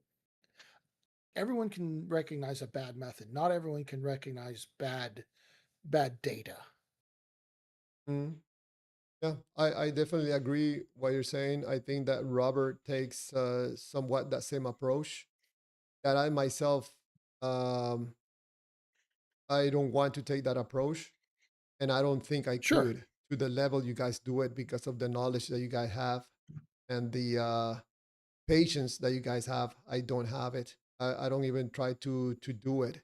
I think what you guys do, and that's what I love to have you guys on the live stream, because you complement that part that I'm not willing to do or cannot do, to try to engage in very logical conversations. I have said since the beginning, I don't debate emotions. I don't try to reason people away from something that they're feeling and not really thinking. But you guys do have the tools to do this because of all of the knowledge that you guys have, and the eloquency, or I don't know if that word exists, that you guys do it through the word that you use, the way that you talk. I mean, you're able to get in these deep conversations with other people. And I think there's also great possibility that you guys can make other people understand that what they are believing is just something that is, you know, rational. And I'm attempting to do it in a different way. Mine, I think, is more like bats and and Sure. And and hammers. sure. Sure. I think it takes all types. Hmm. Like what resonates with me doesn't resonate with everyone else. Hmm. So, it takes all types, and you never know what's going to change someone's mind, if anything will. Anyway, Right. it's pretty late. I need to shut down. I know we kind of went over your time Yep. frame, And by the but way, I'm holding a bottle of alcohol in my hand. okay, right on. Thank you so much, Phantom. Have a great night. You too. All right. Awesome. Awesome. That was Phantom. What an interesting conversation at the end, man. I love these guys because they make me think, asking questions, analyzing, critical thinking. Man, I, I I appreciate having people like that on the live stream. I appreciate you, even if I don't agree with your beliefs, your presence, your time, Spider Man, NFL music, Diva, Out of Babylon, The Real Indiana Comes Brew, Professor Hissel, everybody that takes of their time to be on the live stream, to engage in conversations. You could be anywhere doing anything else, and you're engaging in these conversations about life, about God's beliefs, about people. I don't know. I think I find it interesting. So that was my presentation today about questions for believers in invisible beings. So thank you so much. Have a great night and an awesome day tomorrow. See you tomorrow night again with another interesting topic. A good one.